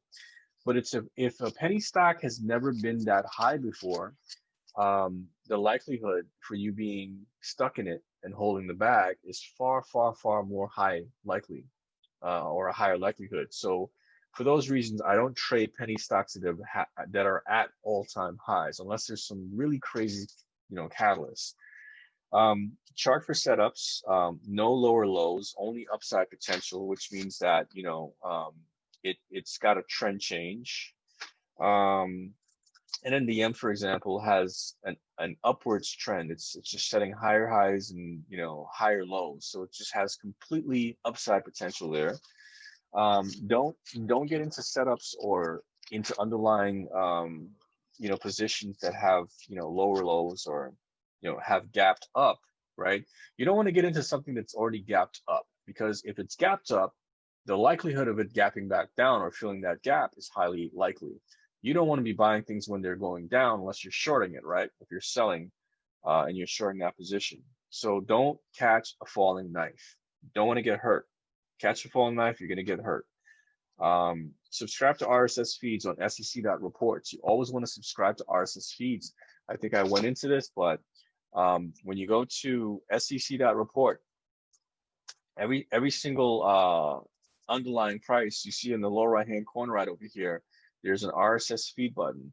Download an RSS feed for your system. On Mac, I use one particular RSS feed system called, what's it called? RSS feed notifier, something like that. I don't know, whatever. I'll send some information about that.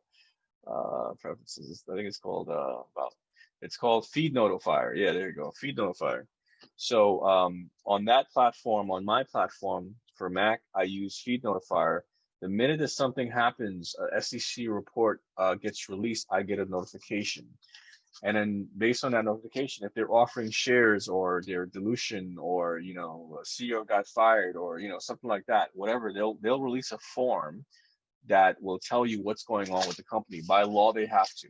They're traded on the NASDAQ or they're traded on the New York Stock Exchange. They have to notify the public or its investors about what's going on in the company at any given point in time.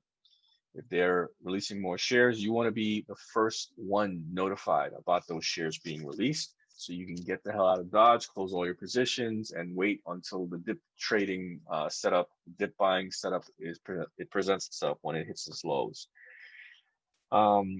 Check for gaps down. Gap downs are actually much more exciting because you typically know, like something like CRM, for example.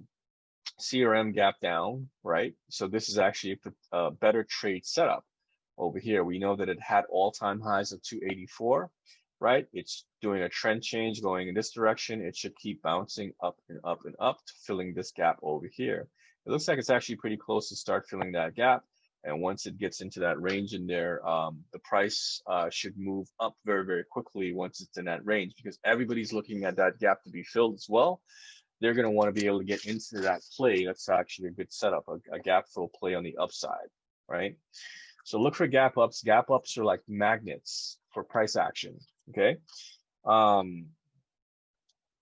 Yeah, sell your cover calls with 100 shares and nothing less than 100 shares. You need for selling cover calls, you need upside protection. Deltas. We covered the 90-80, the 90-10 rule. All right, 10% delta or 0.10 delta has a 90% chance of not being in the money or expiring worthless. Always try to sell lowest deltas possible for the most premium possible. All right, that's the rule. Is that if you're selling it, you want to be able to get enough money risk reward out of the play. You want to be able to get not $5, right? Because depending on your brokerage, if you're selling premium for $5, well, if you're paying a commission on that, right? The $5 is like, let's say some TD Ameritrade has a 65-cent commission. Within buying it, you're paying 65 cents. Selling it, you're paying 65 cents. You've lost over $1, so you really only made like what, $2 or around that figure. So don't take a position of risk, right? If it's not worth it, okay? Don't get into something that's not going to pay just because you're afraid. If you're afraid, then it's probably not a good idea to get into that trade or that setup, right? You want to be able to get as much premium as possible for selling because you don't want to take on risk for, you know, stupid amounts of money. You want to be able to make decent amounts of money on the market. And if you sell for longer periods of time, longer expiration, you will actually get the most premium for selling options, puts, and calls. And you'll actually, you'll see that over the course of time, it'll make you the most money. Only that you'll lock up some of your cash for a little bit of a period of time. But this is what the nature of investment is. You have to spend money to make money. The more money you spend, the more money you can make. This is what this is what this strategy is about. Try to keep your premium balanced between the call and the puts, because you'll find that once the price moves up and down, the losses of the call will be fulfilled by the gains on the puts and vice versa, back and forth. It's kind of like a scale, right? The premium is going to kind of be going, you know, back and forth like this in terms of value, but you'll always be net zero, you know, in your account because of the premium balances themselves out. And then marching towards expiration, they will both lose value as you march towards the expiration of those contracts. Stay on Benzinga Squawk. If you are a TD Ameritrade member, there are chat rooms. So, in the upper right-hand corner here, if you're looking at the chat rooms, there's an area here called Benzinga Squawk. Get into this chat room every single day. There's a plethora of information that is told as it's happening. Benzinga Charlie screams out and says, "Hey, this is happening. Oh, Trump tweeted this. Oh, Pelosi tweeted that. Oh," and then as soon as this stuff is announced, or as soon as the news comes out, This is when we have, huge market overreactions, right? So when you see things like start crashing or underlyings start crashing or the SPY tanking or what have you, there's a good indication that it probably had to do with some piece of news, and being plugged into that news is going to be the difference between you being able to make a good sound decision when you're in a position versus like not knowing what's going on. Always be informed on this market, because that way you'll stay more in the loop on what's happening on a day-to-day basis. Any questions so far? I'm probably put a lot of information out there. Again, this is going to be recorded, but I'm trying to get as much information out here in a very short period of time. So if you have any questions on anything I've said, we're gonna give you the next 5 minutes to ask Q&A, and then we'll wrap up this session because I think we've been here long enough. Okay. Any questions? I just think we need more practice. Yes. Practice, practice, practice. Start with this strategy in paper trade mode on your brokerage firms, Thinkorswim, Robinhood, whatever the case may be. Practice this. See how to execute these orders. Start with buying 100 shares. Start with selling a 4 out of the call, out of the money call, and then selling a out of the money put. Right, something that is stable. You will be in a position where you'll start seeing the mechanics of how this strategy works before you actually risk any actual money. And truthfully, there is no risk to this strategy. If it tanks down and it pulls back and you get assigned 100 shares and the price pulls back way, way, way further than you expected, if you are selling a put or a call with a long expiration and your brokerage does not assign you early for that. I know on TD Ameritrade, I don't get early assignments. It's what happens by the time expiration rolls around of the contract. If by expiration, the price is recovered, you're still going to be in a good position. There's no risk. You don't lose money selling cash secured puts. You get stock when they go against you, and you get to keep that stock. And if you're selling cash secured puts for a reputable company, the likelihood of it going down, like on Apple, for example, is far low. Apple doesn't go down, it just keeps going up. A non-volatile company, it's always a better bet to sell with those instead of some of the more volatile companies. And in every brokerage, it'll give you a volatility index of that stock. You can find that information on Yahoo Finance. You can find that information on Finviz or your brokerage's applications themselves, like a TD Ameritrade application. But great point, Vic. Practice makes perfect. See the way that the mechanics of the strategy works, and I guarantee you, once you start seeing that closer and closer to expiration, instead of you losing money on options, that you're making money every single day, you're gonna say to yourself, man, why didn't I start doing this soon? Start doing this sooner. And the only reason is that I come up with is that brokerages don't want you to do this. They don't want you selling. They scare people into thinking that this is something you're going to blow your account or something like that. No, now when you set it up in a specific way that it's kind of a win-win strategy, you have upside protection on 100 shares. You have downside protection on the calls that you sold, because if it pulls back down, you'll gain money on the calls. Calls will zero out in your favor, right? So you get more money because of the calls, but also you own the underlying at a lower price. So if you entered in to Apple 100 shares at 100 and you're selling the 80 call, then you get another 100 shares at 80. I'm sorry, 80 put. You get another 100 shares at the 80 price point, and then guess what? Now you have 200 shares with an even lower average than 100. You've effectively averaged down using 100 shares at the 80 strike price, allowing the put to execute.